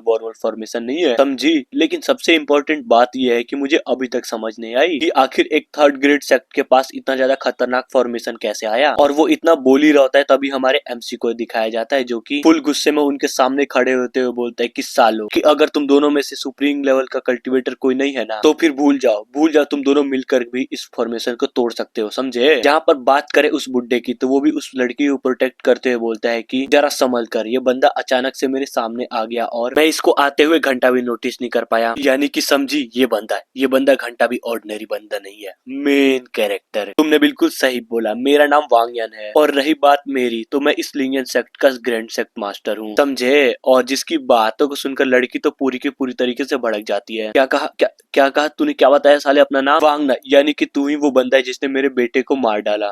नहीं छोड़ूंगी, बिल्कुल नहीं छोड़ूंगी, समझे। तभी बुड्ढा बोलता है कि कजन यार एक मिनट जरा रुक तो जाओ, रुक जाओ, बेवकूफी मत करो, समझी। और सीन शिफ्ट होता है हमारे एमसी की तरफ, जो कि उस लड़की की बातों को सुनकर साला पूरा का पूरा हंसे जा रहा था कि माँ कसम मैं ये क्या बात सुन रहा हूँ, तू कमीनी नन है और ये बुड्ढा दाविश। और अगर बात करे बाप की यानी तुम्हारे पति की, वो तो कमीना एक सेक्ट मास्टर है ना, वो भी गोल्डन पैलेस का। हाँ गजब गजब गजब यार, तुम्हारा खानदान तो लिटरली में चिड़िया के घोंसले जैसा है, साला हर तरह का जानवर है वहाँ पर। और ये सुनकर बुड्ढा भी बिल्कुल गुस्से में बोलता है कि कमीने हिम्मत कैसे हुई तेरी मेरे परिवार के बारे में मजाक उड़ाने की। हाँ नहीं छोड़ूंगा, काट डालूंगा। अरे छोड़ो यार, काट डालूंगा, हिम्मत भी है काटने की, बकवास करता है। जिसकी बातों को सुनकर वो बुड्ढा भी हमारे एमसी को मारने के लिए एक पावरफुल अटैक को कर देता है। लेकिन क्या हमारा एमसी भी शांति से खड़े होने वाला थोड़ी न था, वो भी अपने हाथों से हल्का सा कुछ तो कर देता है, जिससे होता ये है कि हमारे एमसी को बचाने के लिए लिटरली में एक बहुत सी बड़ी सील्ड अपीयर हो जाती है। और उधर बुड्ढा भी ये सारा का सारा कांड देखकर मन ही मन चौंकते हुए सोचता है कि क्या इम्पॉसिबल,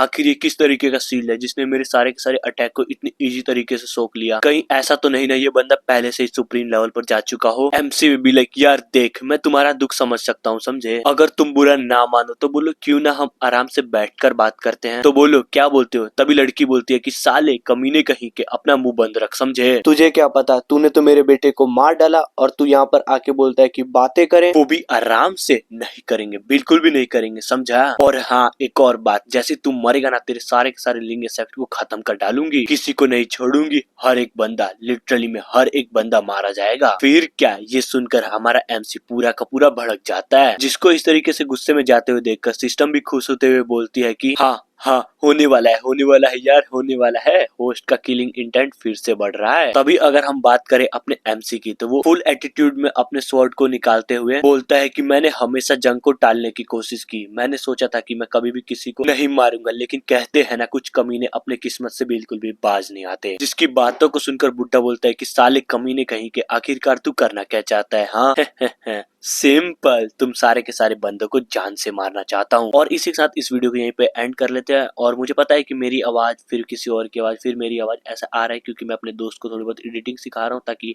आगे चलकर जब मैं ऑफलाइन रहूंगा तो मेरा दोस्त वीडियो बना दिया करेगा। आप सभी के लिए थैंक यू। वीडियो को अगर तुम चाहते हो सीरीज को आगे कंटिन्यू करूँ तो कमेंट में नेक्स्ट पार्ट लिखना मत भूलना। बाय।